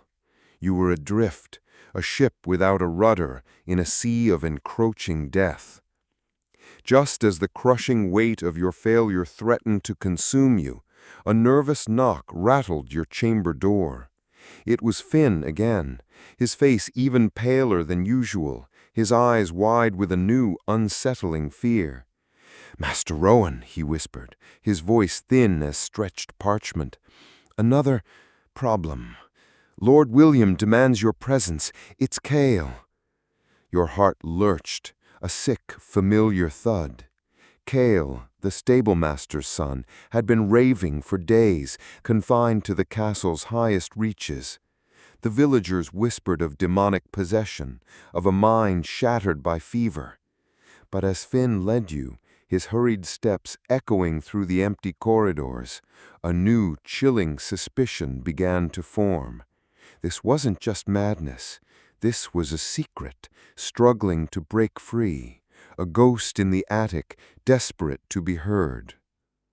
The journey through the castle felt longer than usual, each corridor a tunnel leading deeper into the heart of madness and despair. The air grew colder, the shadows deeper as Finn led you up a winding, seldom-used stone staircase, its steps worn smooth by centuries of forgotten feet. The higher you ascended, the more pronounced the smell became, a pungent mix of stale straw, human waste, and a chilling, earthy odor that spoke of neglected confinement. Finally, you reached a small, reinforced door, bolted from the outside. Finn fumbled with the heavy iron bar, his hands trembling. "He's been like this for 3 days, Master Rowan," he whispered, his breath pluming in the frigid air. "Raving, shouting nonsense. Father Bartholomew has tried blessings, but to no avail. The Lord believes it's the fever, or worse, a demon has taken hold." His eyes darted nervously towards the door, as if the very wood could hear their conversation. The fear in his voice was a tangible thing, a cold tendril wrapping around your own heart.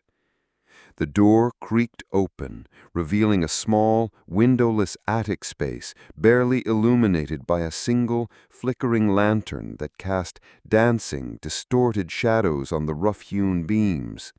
The air was thick and oppressive, heavy with the scent of damp stone and a pervasive, animalistic fear.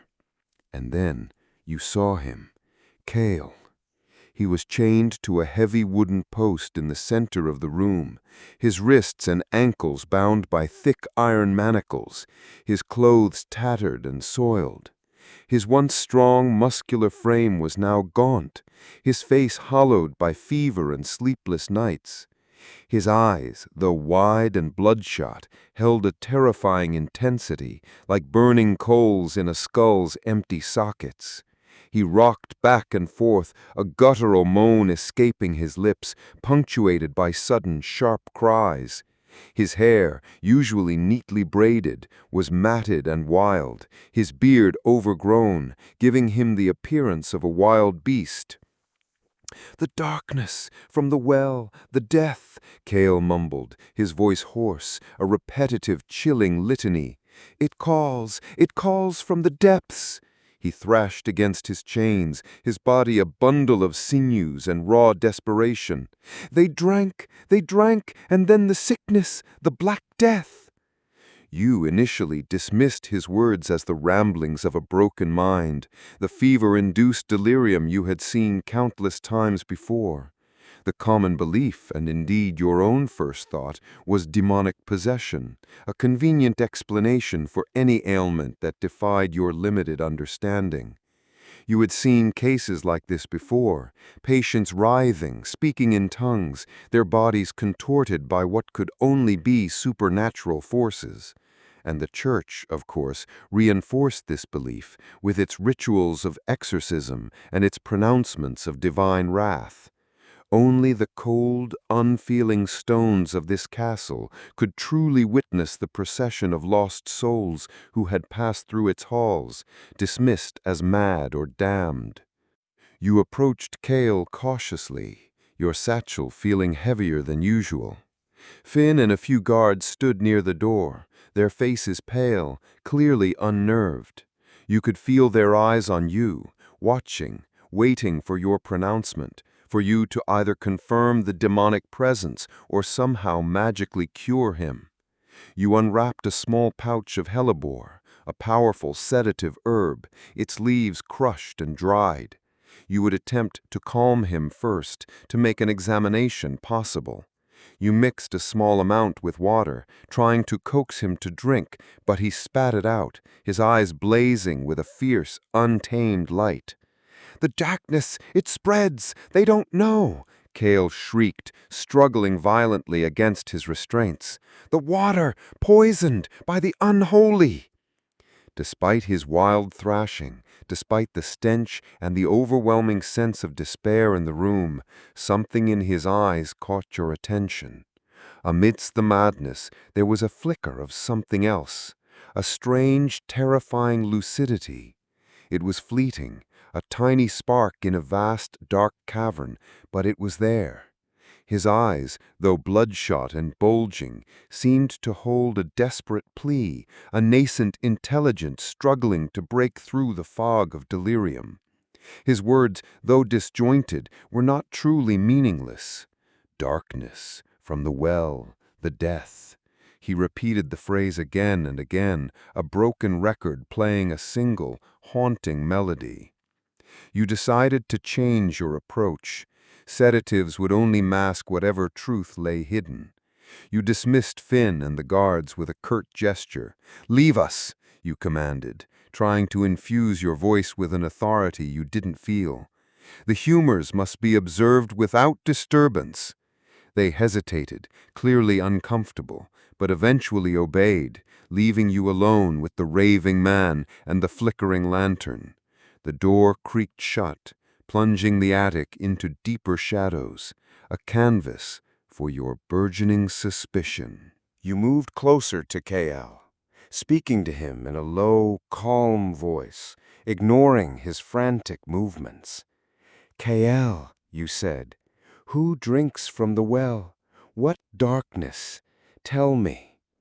You knelt, close enough to discern the raw sores on his wrists where the chains rubbed, but not so close as to provoke him further. You tried to pierce through the veil of his fever, to find the man beneath the madness. You remembered a passage from an old Greek text, a rare mention of melancholia, that suggested some forms of madness were rooted in physical imbalances, not just spiritual failings. Your training, always leaning towards the rational, urged you to look for a physical cause, even amidst the clamor of demonic whispers. Kael's eyes darted around the room, then back to you. For a moment, the wildness subsided, replaced by a profound, agonizing fear. "They silenced her," he whispered, his voice raspy, barely audible. "The old woman, she knew, before the fever, before the thirst." He closed his eyes, shuddering. "The water, it tastes of the grave." A chilling realization began to dawn on you, a cold, insidious tendril creeping up your spine. The old woman, not Maud, the village herbalist, but another. Someone who knew something about the well? Kael was not just raving, he was speaking in riddles, a desperate message encoded in the language of delirium. You recalled the initial outbreak of the plague in the village. Several families near the main well had been among the first to fall ill. You had dismissed it as a coincidence or the usual spread of disease. But what if it wasn't? What if the well itself was the source? A secret buried deep beneath the sands of time was now demanding to be unearthed.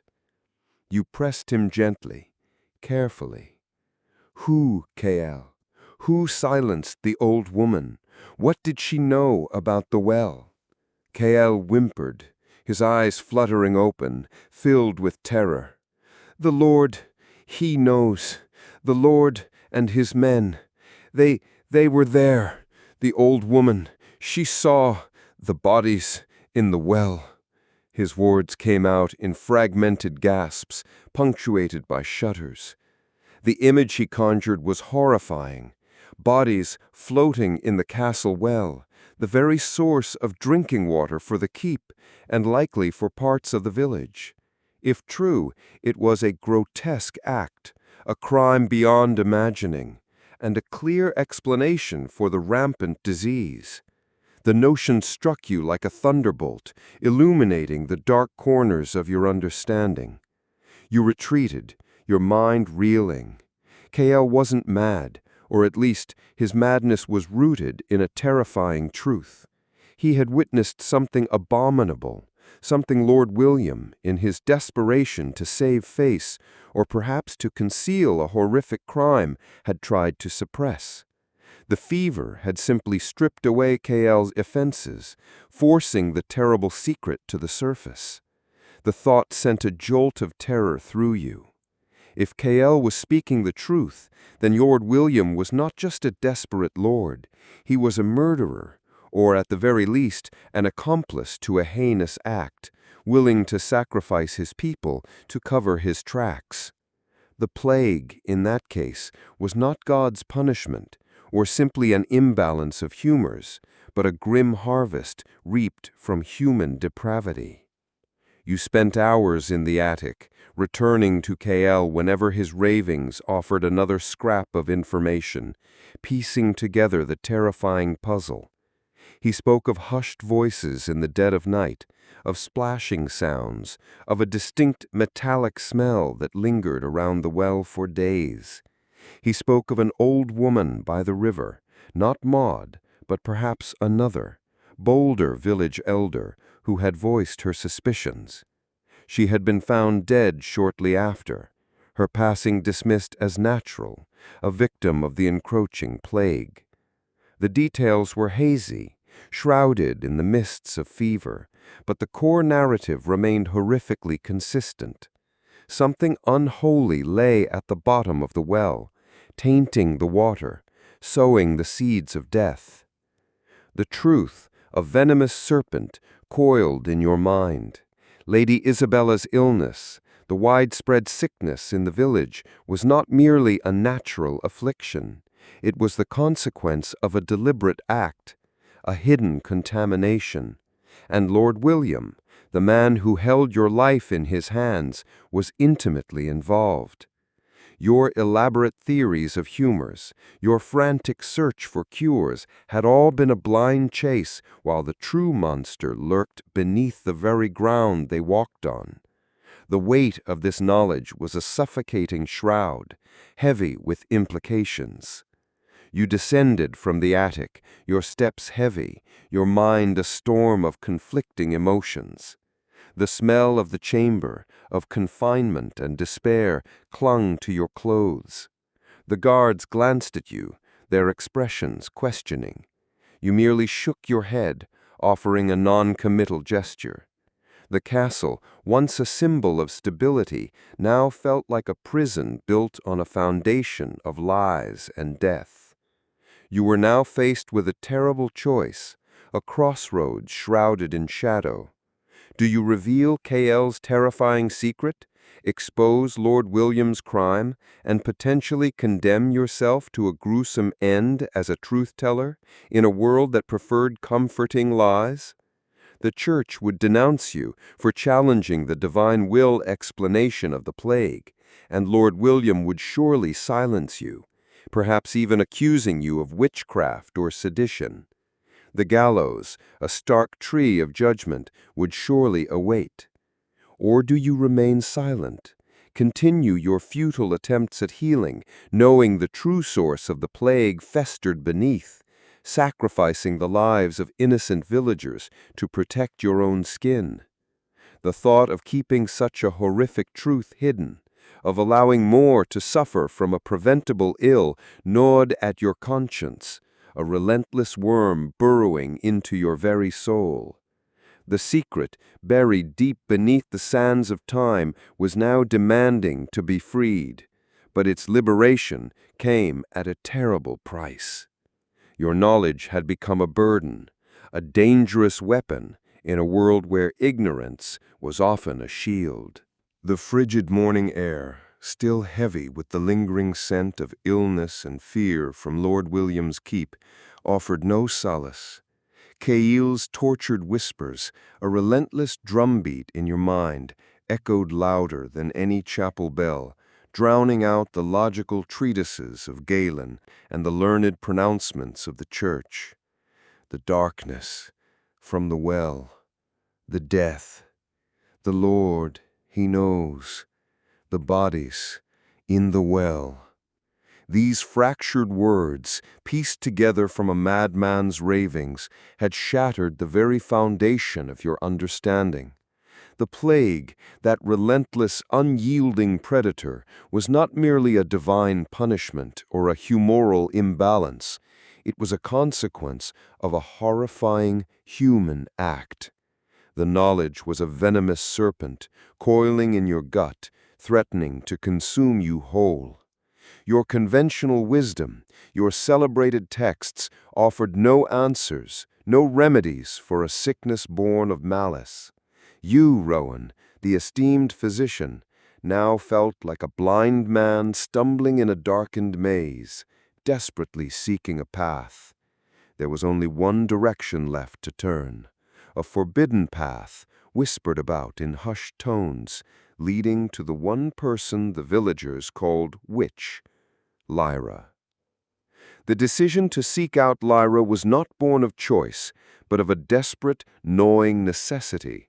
Your intellect screamed in protest, every fiber of your scholarly being recoiling from the very notion. Lyra, the old woman who lived on the edge of the King's Wood, the one parents warned their children about, whose name was muttered with a mixture of fear and grudging respect, she was the antithesis of everything you represented. Her methods were dismissed as superstition, her knowledge branded as witchcraft by the Church. Yet Kael's disjointed revelations and the undeniable truth of Lady Isabella's continued decline had carved out a hollow space in your certainty, a space that only answers, no matter how unholy, could fill. The path to Lyra's dwelling was almost invisible, a faint trail winding through dense undergrowth, like a scar on the face of the earth. It felt less like a physical journey and more like a descent, a passage into a world where your established rules held no sway. The gnarled branches overhead intertwined, forming a canopy that blocked out the pale morning light, transforming the journey into a tunnel through time, leading you away from the ordered world of the castle and into something wilder, older, and infinitely more dangerous. The air grew heavy as you ventured deeper into the woods. The scent of damp earth and decaying leaves replaced the cloying perfumes of the castle. The sounds of distant farm animals faded, replaced by the rustle of unseen creatures and the whisper of the wind through the ancient trees, a mournful, ancestral voice. You found yourself treading cautiously, your scholarly robes feeling out of place, a beacon of unwanted attention in this untamed realm. Finally, through a curtain of hanging moss and tangled vines, you saw it, Lyra's dwelling. It was a crude, small hut, built of mud and wattle, its roof thatched with straw. Smoke curled lazily from a hole in the roof, a tiny, defiant breath against the vastness of the forest. Around the hut, a small, haphazard garden grew, filled not with neat rows of vegetables, but with a wild array of herbs, some familiar, many alien, their leaves glistening with morning dew. You hesitated at the threshold, your hand hovering over the roughly carved wooden door, the cold dread returning with renewed force. This was a step into the forbidden, a communion with knowledge deemed heretical. You took a deep breath, steeling yourself. The future of Lady Isabella, and perhaps the entire keep, depended on this. You knocked, a tentative rap that sounded absurdly loud in the profound silence. The door creaked open, slowly, revealing Lyra. She was an old woman, indeed, her face a roadmap of deep wrinkles etched by sun and time, her hair a wild silver mane. Her back was bent, but her eyes, two piercing shards of ice, were startlingly clear and sharp, missing nothing. They fixed on you, a man in fine clothes, standing at her humble doorstep, and a knowing glint entered their depths. She did not speak, merely observed you with an unsettling intensity. "Lyra? I am Master Rowan, physician to Lord William. I require your counsel." The words felt like a betrayal, a confession of your own inadequacy. A slow smile, devoid of warmth, spread across her face, revealing gums devoid of many teeth. A physician seeking counsel from an old woman of the woods. The grand scholars, they usually only seek out folk like me when their books fail them, and they always do eventually. Her gaze was unwavering, a challenge flung directly at your proud scholarship. She stepped aside, gesturing for you to enter. The interior of her hut was surprisingly tidy, though cluttered. Bundles of dried herbs hung from the rafters, their earthy scent mingling with the sweet aroma of wood smoke. Clay pots of various sizes lined the shelves, some filled with dried roots, others with bubbling concoctions on a small, sputtering fire. You noticed several crude parchment scrolls rolled up in a corner, not the elegant flowing Latin script of your own library, but rough, almost childlike drawings of plants accompanied by simple, stark notes in the common tongue. For fever, this leaf. For swelling, this root. For blood in the bowels, this bark. These were raw, unrefined knowledge, empirical observations gleaned over generations, passed down orally, finally captured in these crude drawings. These were not the pronouncements of divine wisdom, but the humble whispers of the earth itself. "So," Lyra said, settling onto a stool beside the fire, her eyes still fixed on you, "what ails the Lord's lady that your grand bleedings and leeches cannot cure?" There was no malice in her tone, only a dry, knowing amusement. You swallowed your pride, a bitter, unfamiliar taste. You explained Lady Isabella's symptoms, the black buboes, the fever, the delirium. You even cautiously ventured into Kael's disturbing revelations about the well, watching her face for any reaction. Her expression remained impassive, but a subtle flicker in her eyes told you she was listening intently, perhaps already connecting the disparate pieces. "The well, you say," Lyra murmured, her voice thoughtful. "And the death, the suddenness of it, even before the fever truly took hold." She rose and moved to a small woven basket, rummaging through its contents. "There are spirits of the water, Master Rowan, not the kind your priests pray to, but spirits that bring blight, that twist the belly and blacken the skin." She pulled out a handful of withered purplish leaves, their edges sharp and serrated. "This grows near certain waters, especially still, dark waters, and especially near places where the earth has been disturbed." Her words, simple as they were, sent a chill down your spine. Disturbed earth, bodies in the well. "This plant," she continued, holding out the leaves, "it brings on a fever, a madness, and it makes the humors thick, black, your black bile, master physician. But it is not from melancholic temperament. It is from the very essence of the plant, taken into the body." She crushed a leaf between her fingers, and a faint, acrid smell, strangely familiar, wafted up. It was the same sour, earthy tang you had caught amidst Kael's ravings, the same undertone beneath the stench of Lady Isabella's chamber. The aroma was a key, unlocking a terrifying truth hidden in plain sight. You felt a jolt of recognition, a sudden, blinding flash in the darkness of your ignorance. It was a rudimentary understanding of toxicology, of poisons born from the earth itself, not from corrupted humors or divine wrath. Your complex theories had simply described the symptoms, but not the cause. Lyra, the witch, was offering you the actual mechanism, a simple, brutal truth that rendered your intricate humoral balance charts utterly useless. You suddenly understood the whispers you had dismissed as mere superstition, the tales of plants that cursed the drinker. The old rumors, dismissed as magic, held a stark, terrible accuracy your science had missed.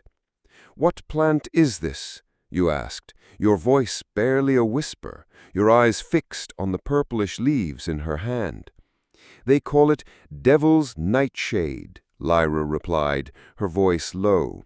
"It clings to the edges of certain streams, certain wells, especially those that have seen darkness. And for this plant, Master Rowan, your bleedings are like pouring water on a raging fire. You need to draw out the poison, yes, but not the humors, the poison itself. And that," she said, pulling another small dried root from her basket, "is where this comes in." She held up a gnarled, dark root. "It causes purging, violent purging, empties the belly, forces the foulness out. It is hard on the body, but for devil's nightshade, it is the only way." You listened, rapt, your skepticism crumbling like an old wall in a storm. This was not the arcane knowledge you had expected, no incantations or whispered spells, but a practical, empirical pharmacology born of generations of trial and error. Lyra's knowledge of plants, their properties, their antidotes, was vast, far exceeding anything recorded in your cherished Latin texts. Your books spoke of symptoms. Lyra spoke of cause and specific remedy. The realization was both exhilarating and deeply humbling. All those years of study, all those complex theories, they had been building a magnificent house on the foundation of sand. You spent hours in Lyra's hut, a forced student at the feet of a woman whom society condemned. She showed her a crude drawing of the main castle well, asking about the surrounding flora. She nodded, confirming her suspicion. "That well," she said, her voice grim, "has always been known for a particularly potent patch of nightshade, and if something disturbed it, if roots were broken, if leaves were cast into the water. Her voice trailed off, the implication hanging heavy in the air, a death knell in the quiet hut. You learned from her reluctantly at first, then with a growing, desperate hunger. She showed you how to prepare the purgative root, how to administer it in precise small doses, warning of its potency. She spoke of its violent effects, the agony it would bring, but also the chance it offered. "Your lady," she concluded, her sharp eyes fixed on you, "is weak. This medicine, it will test her, but it is her only chance if the darkness comes from the well." As the sun began to dip below the horizon, casting long, eerie shadows through the trees, you left Lyra's hut. In your satchel, next to your useless lancets and astrological charts, lay a small, carefully wrapped bundle of the purgative root and a handful of devil's nightshade leaves, now identified and understood. The journey back was different. The path no longer felt like a descent into forbidden realms, but a return from a place of brutal, undeniable truth. The knowledge you carried was potent, dangerous, and utterly forbidden by the Church, by the very society you served. It contradicted everything you had been taught, everything Lord William and Father Bartholomew believed. You possessed a crucial piece of the puzzle, a terrifying insight into the true origin of the plague that was devastating the keep.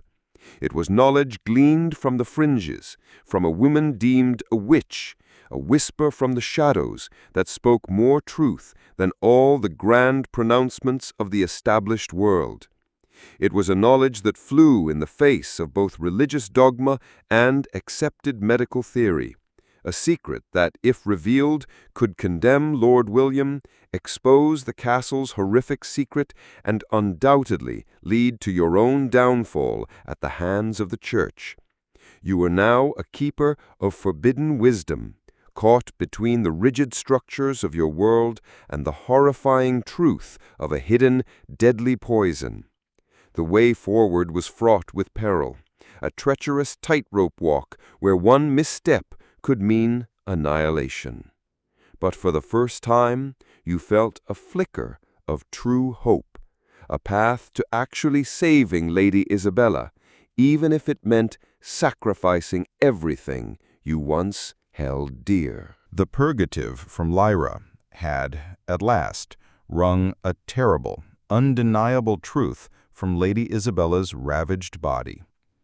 The violent retching had brought forth not just bile, but a sickening, putrid discharge, a dark river of poison that confirmed Kael's desperate warnings and Lyra's grim assessment. The fever had indeed broken, leaving Lady Isabella weak but lucid, her eyes now holding a spark of recognition, a fragile flame in a desolate landscape. The sight was a potent elixir for your soul, a victory hard won from the jaws of despair.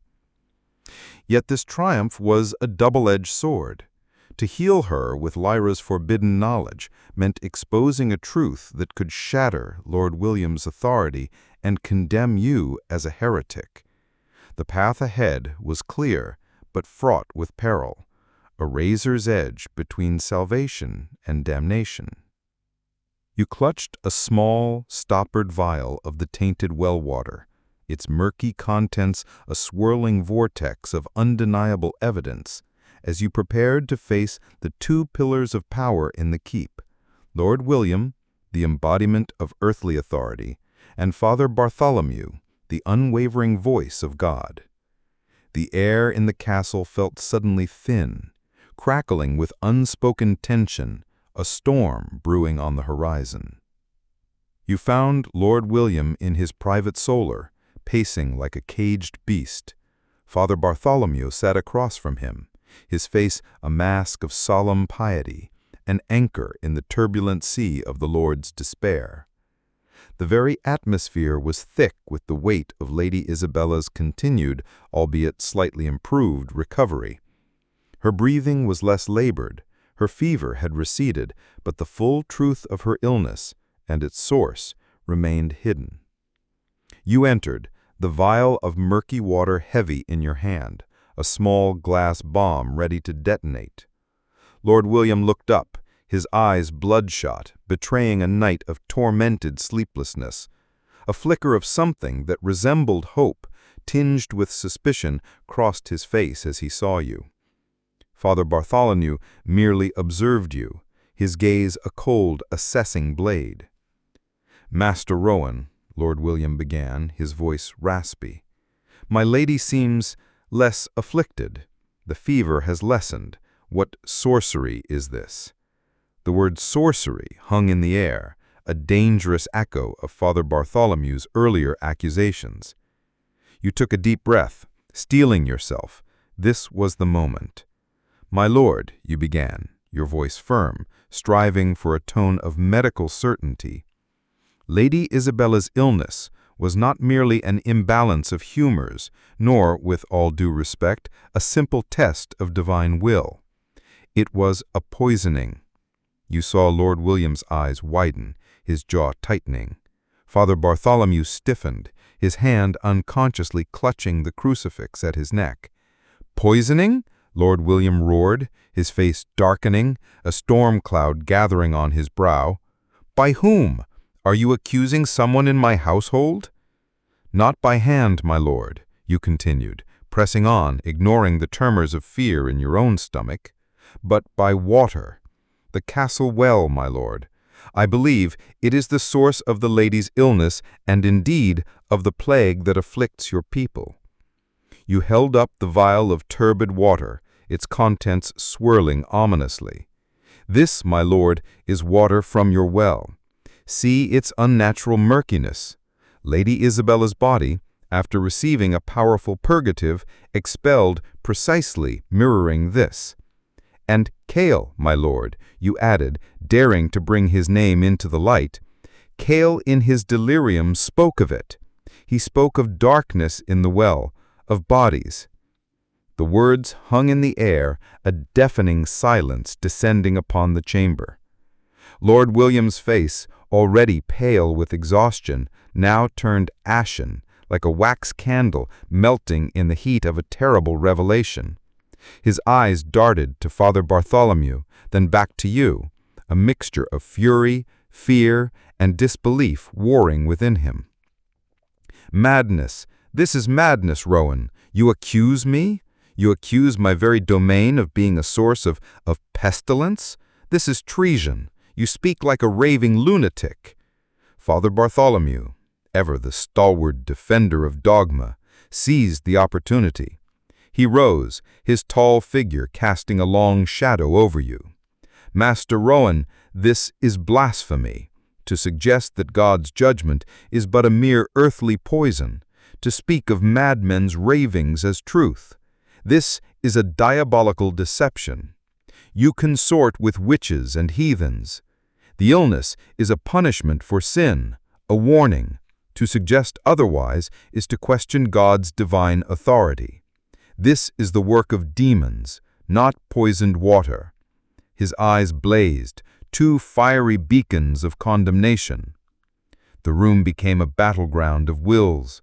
Lord William, caught between his desperate hope for a cure and the crushing weight of this horrifying accusation, visibly struggled. He was a man of power, used to being obeyed, but this truth was too monstrous, too dangerous. "You will retract these baseless accusations, physician. You will speak no more of this abomination." His voice was laced with menace, a silken threat veiled in authority.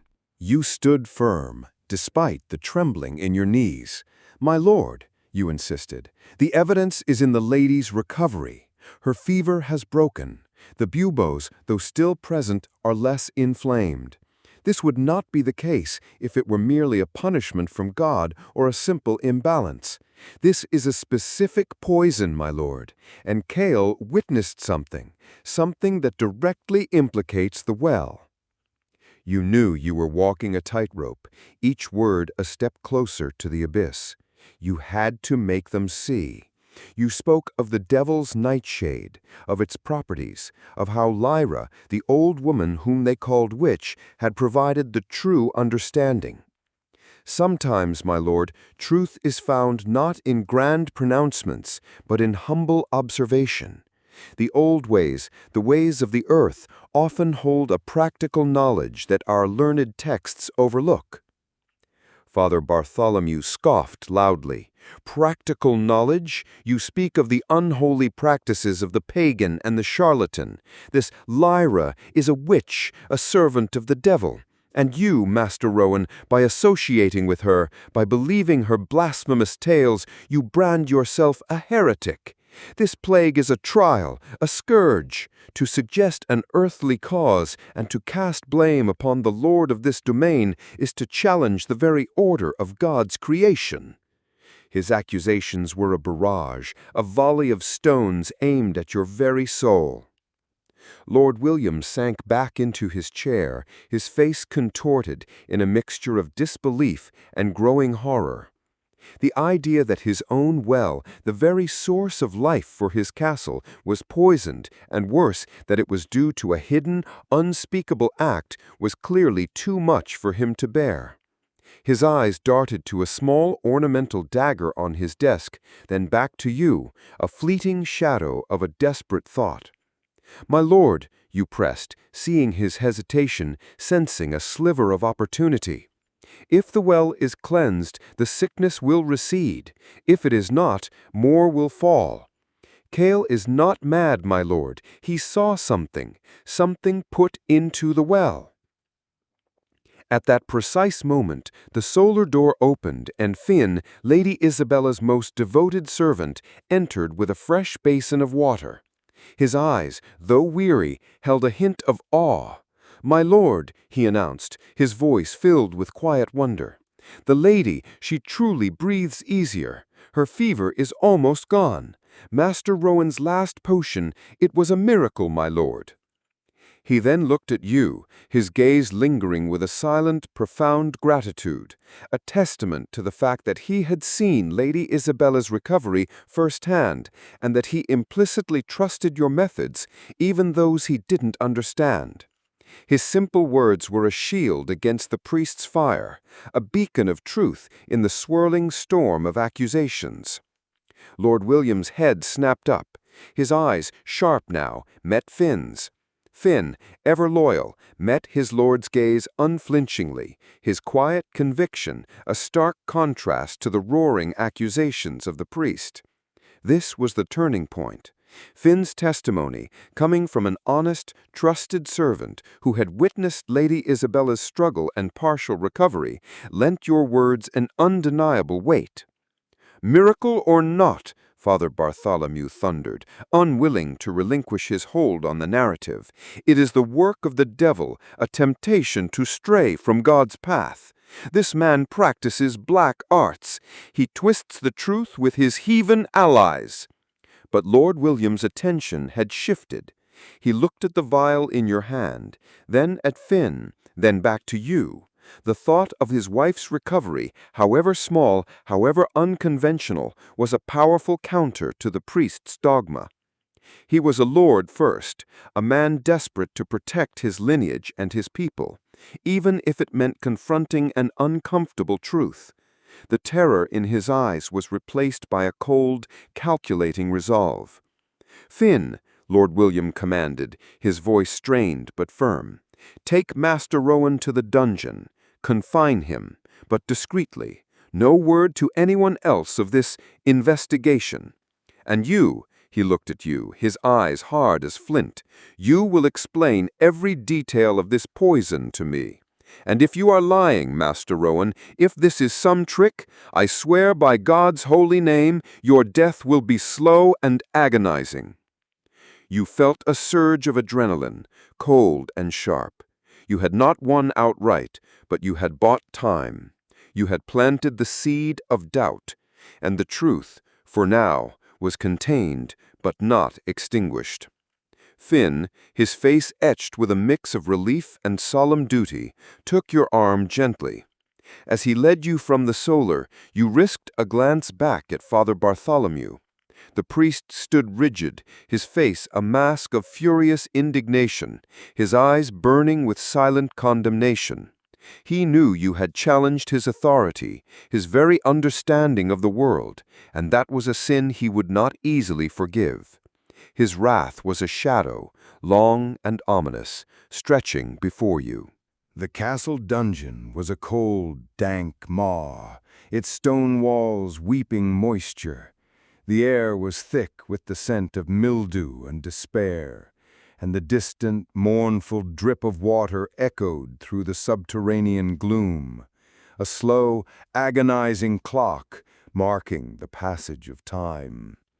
Finn led you to a solitary cell, its iron door groaning open like a hungry beast. There was no straw, only a cold dirt floor and a single rusted iron ring embedded in the wall, bearing the marks of countless previous occupants. Finn, usually so deferential, looked at you with a new, somber respect. "Master Rowan," he whispered, his voice low, "I believe you. The lady, she has truly changed.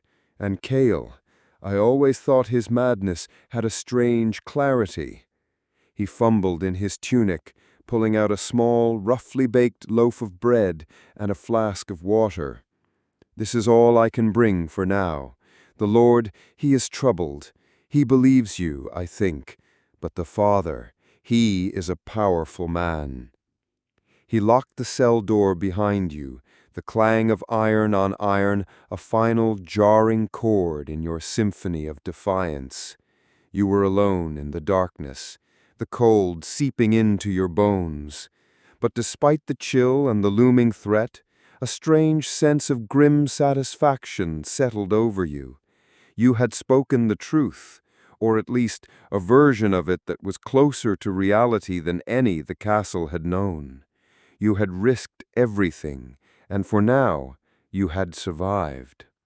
The seeds of truth, however, had been sown. Lord William, though initially enraged, had heard your words, seen your evidence, and witnessed his wife's subtle improvement.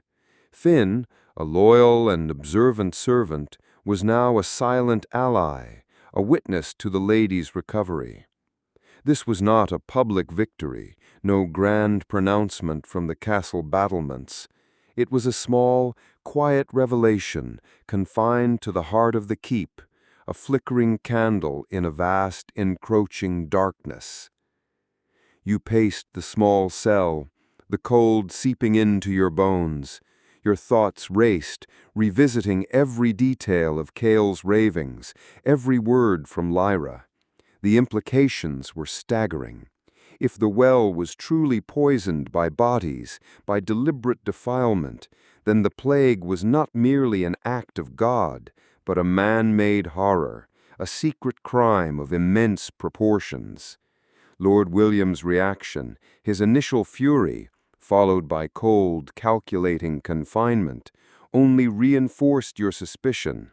He was protecting something, or someone, and you, by uncovering this truth, had become a dangerous liability. Your own intellect, once your proudest possession, was now your greatest threat. The silence of the dungeon was broken only by the drip, drip, drip of water from the ceiling, a relentless rhythm marking the slow passage of your uncertain fate. You wondered about Lady Isabella. Would the purgative continue to work? Would she fully recover? And if she did, what then? Would Lord William release you or silence you permanently to bury the horrifying truth? The Church, represented by Father Bartholomew, would undoubtedly continue its crusade against you, a heretic who dared to challenge their divine explanations of suffering. You were caught between the hammer of secular power and the anvil of religious dogma. Lying on the cold floor, wrapped in your thin cloak, you closed your eyes. Sleep would be a distant dream. The images flashed behind your eyelids, Kael's desperate eyes, Lyra's knowing gaze, and Father Bartholomew's condemning stare. You had chosen truth, or at least the pursuit of it, over your personal safety. It was a terrifying, exhilarating realization.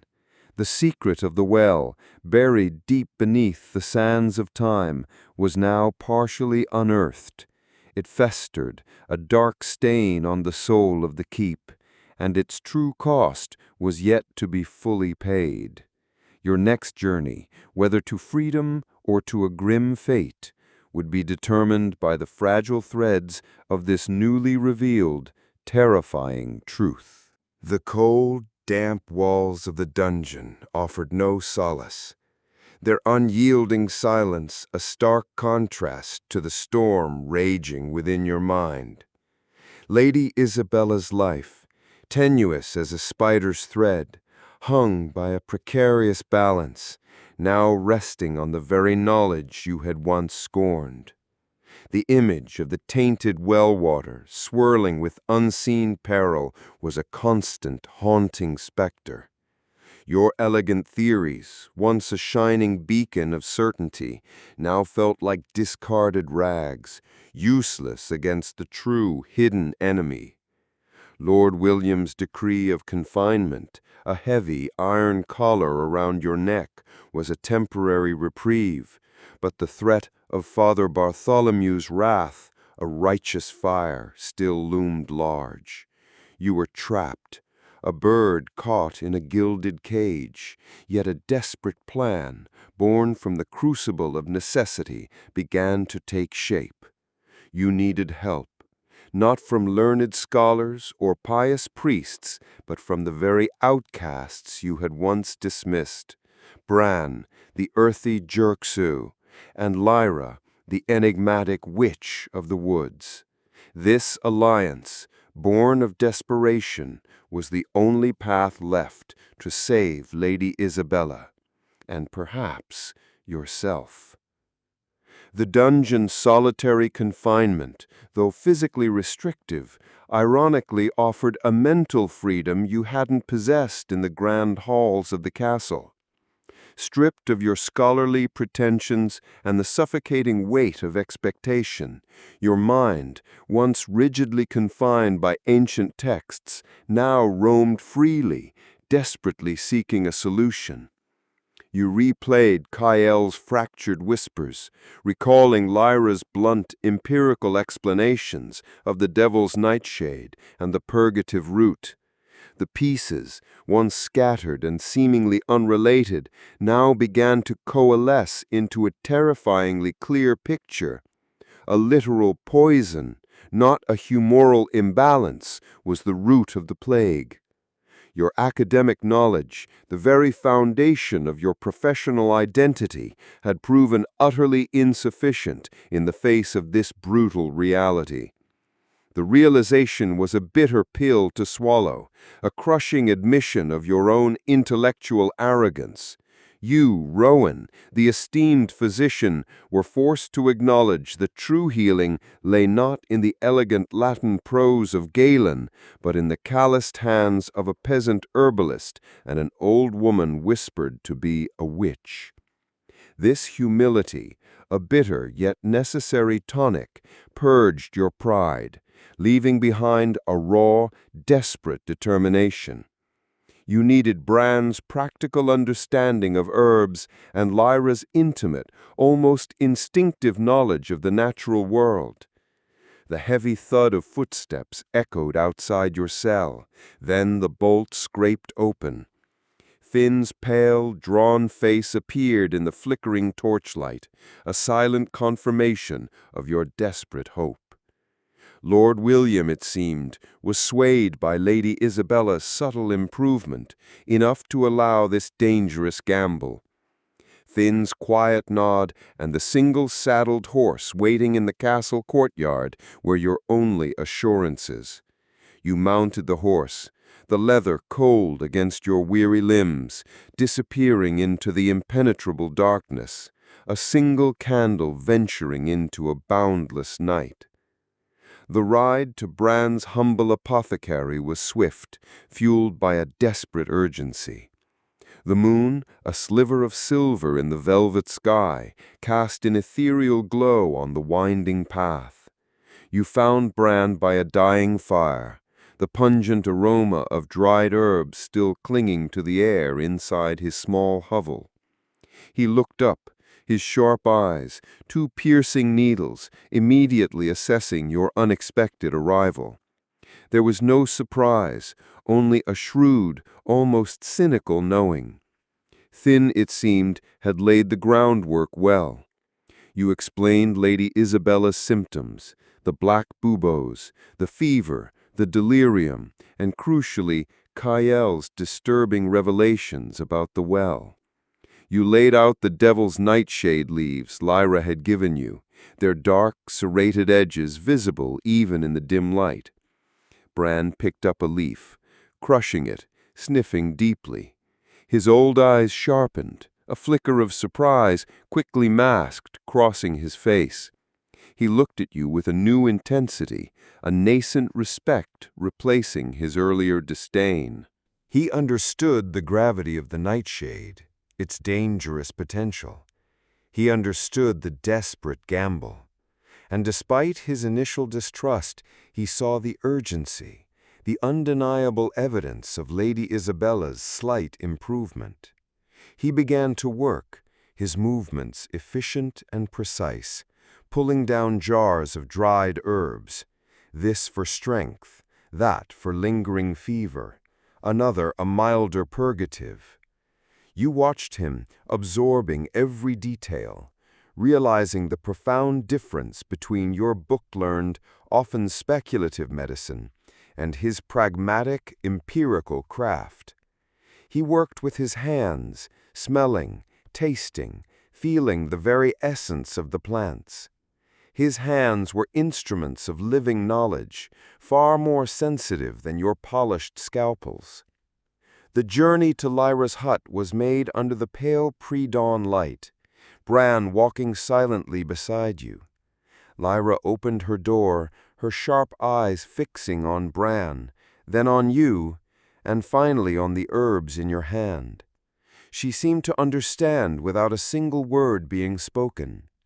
You shared your combined observations, the specific symptoms, Kael's desperate warnings, the confirmed identification of the nightshade. Lyra nodded, her gaze serious. The purgative she had given you was strong, she confirmed, necessary to clear the poison. She then explained her own secrets, not as magic, but as deeper insights into the plants. How to prepare them to maximize their efficacy, how to time the dosages with the subtle rhythms of the body, even how to speak comforting words to the patient to ease the process, a blend of practical healing and compassionate care that your medical training had utterly overlooked. She added a small, almost invisible pinch of a powdery substance to the purgative, explaining it would help bind the humors after the violent purge, a more practical application of humoral theory than you had ever considered. Together, the three of you, the scholar, the Yurksura, and the witch, worked in silence. You contributed your knowledge of the body's internal workings, its resilience and its fragility.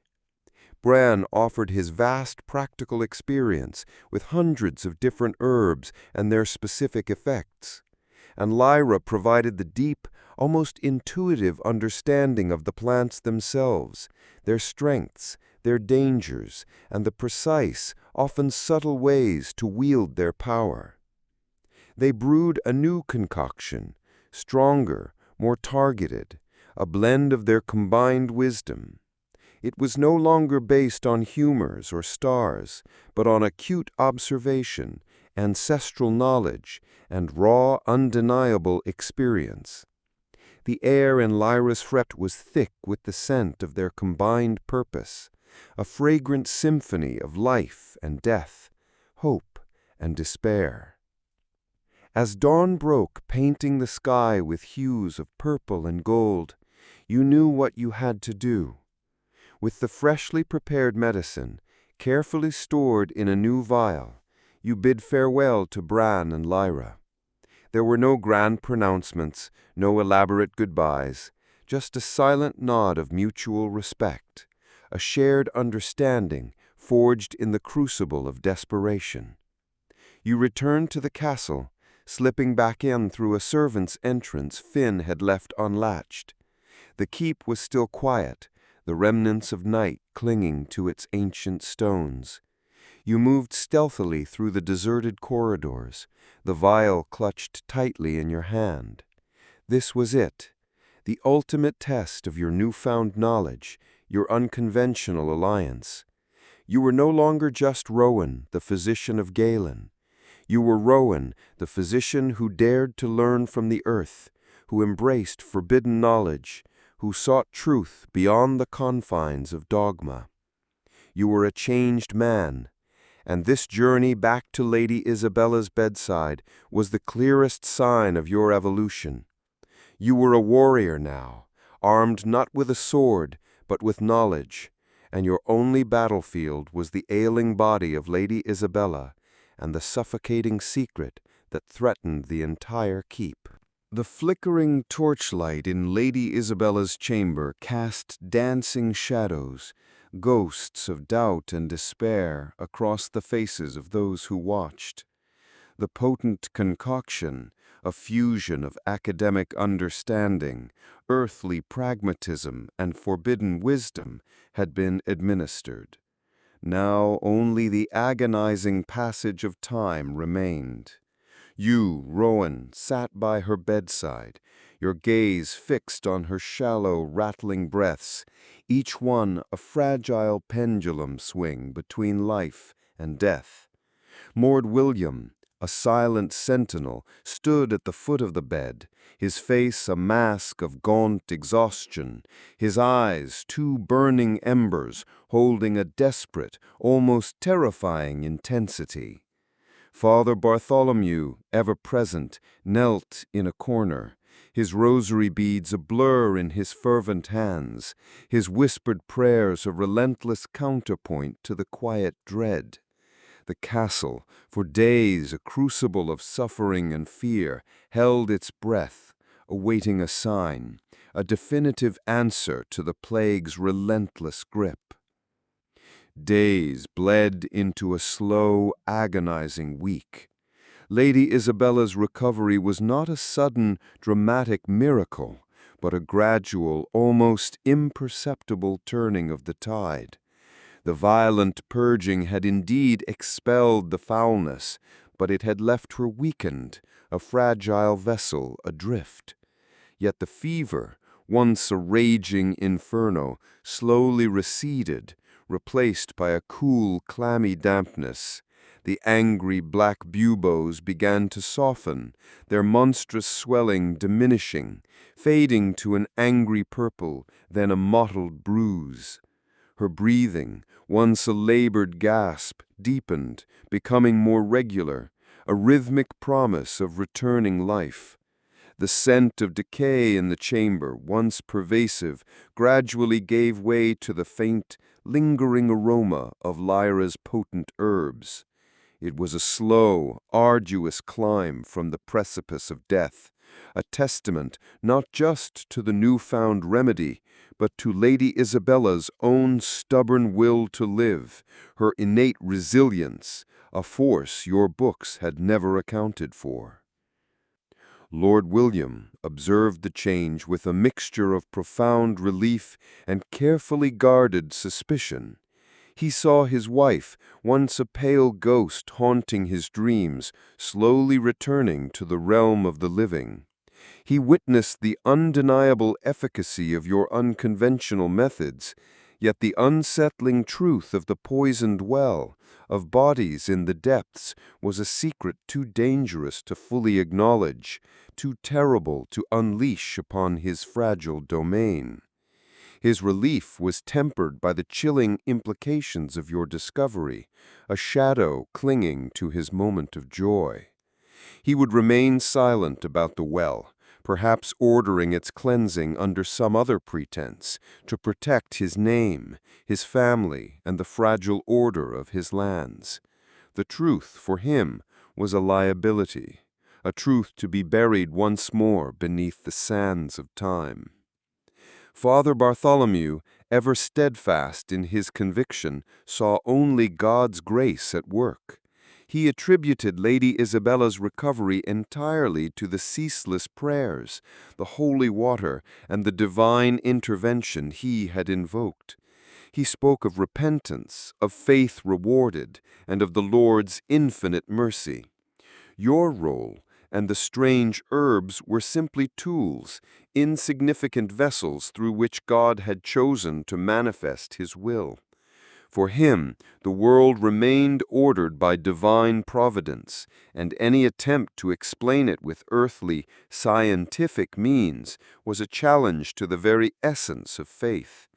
He maintained his stern disapproval of your unchristian practices, his gaze a silent condemnation, a constant reminder of the fine line you walked between healing and heresy.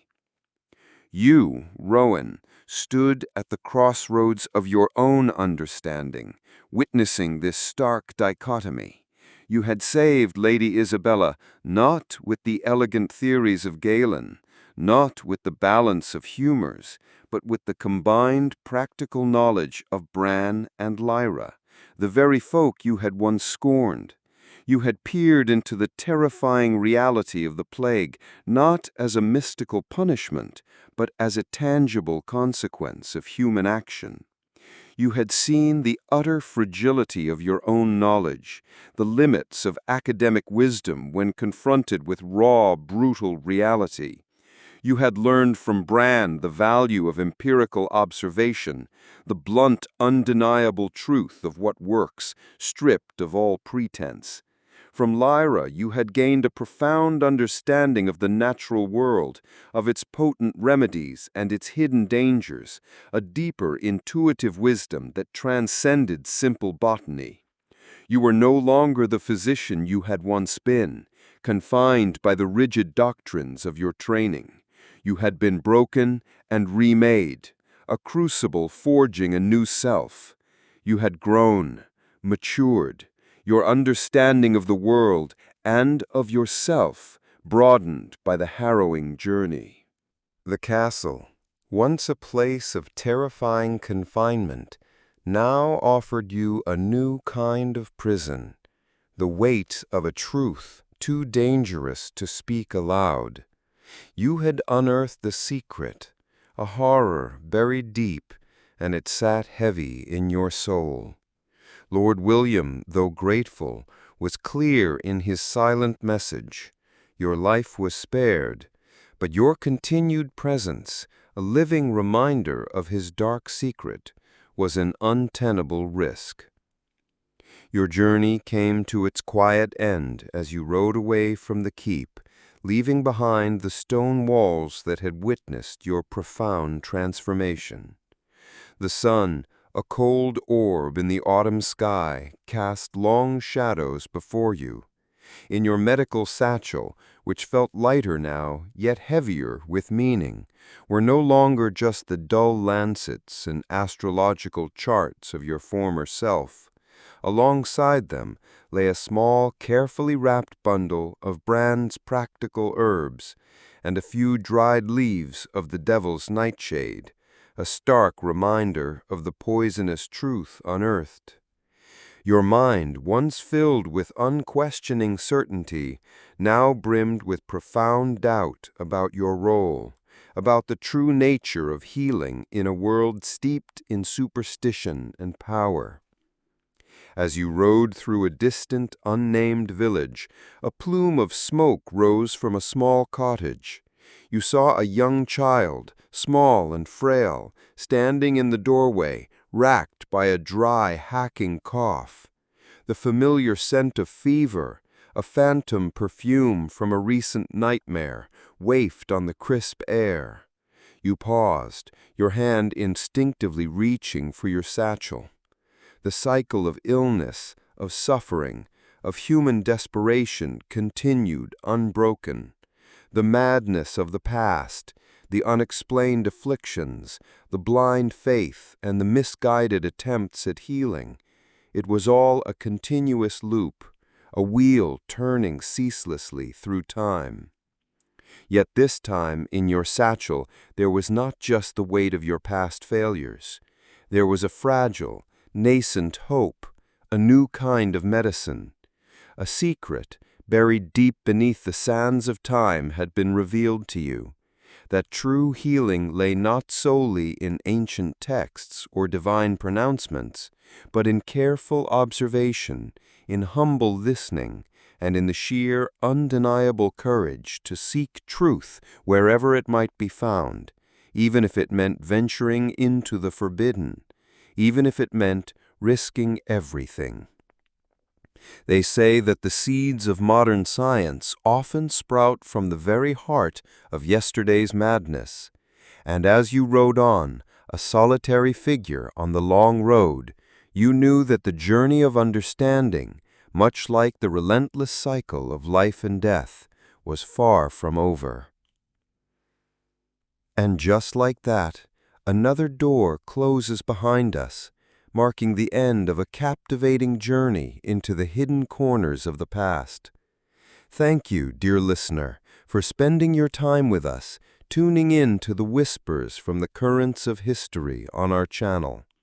If this story has planted a seed of curiosity or stirred an emotion within you, please consider leaving a like to let us know. Don't hesitate to subscribe so you won't miss any of our upcoming fascinating adventures, and a comment from you will be a connecting thread helping us understand more about you. See you in the next story.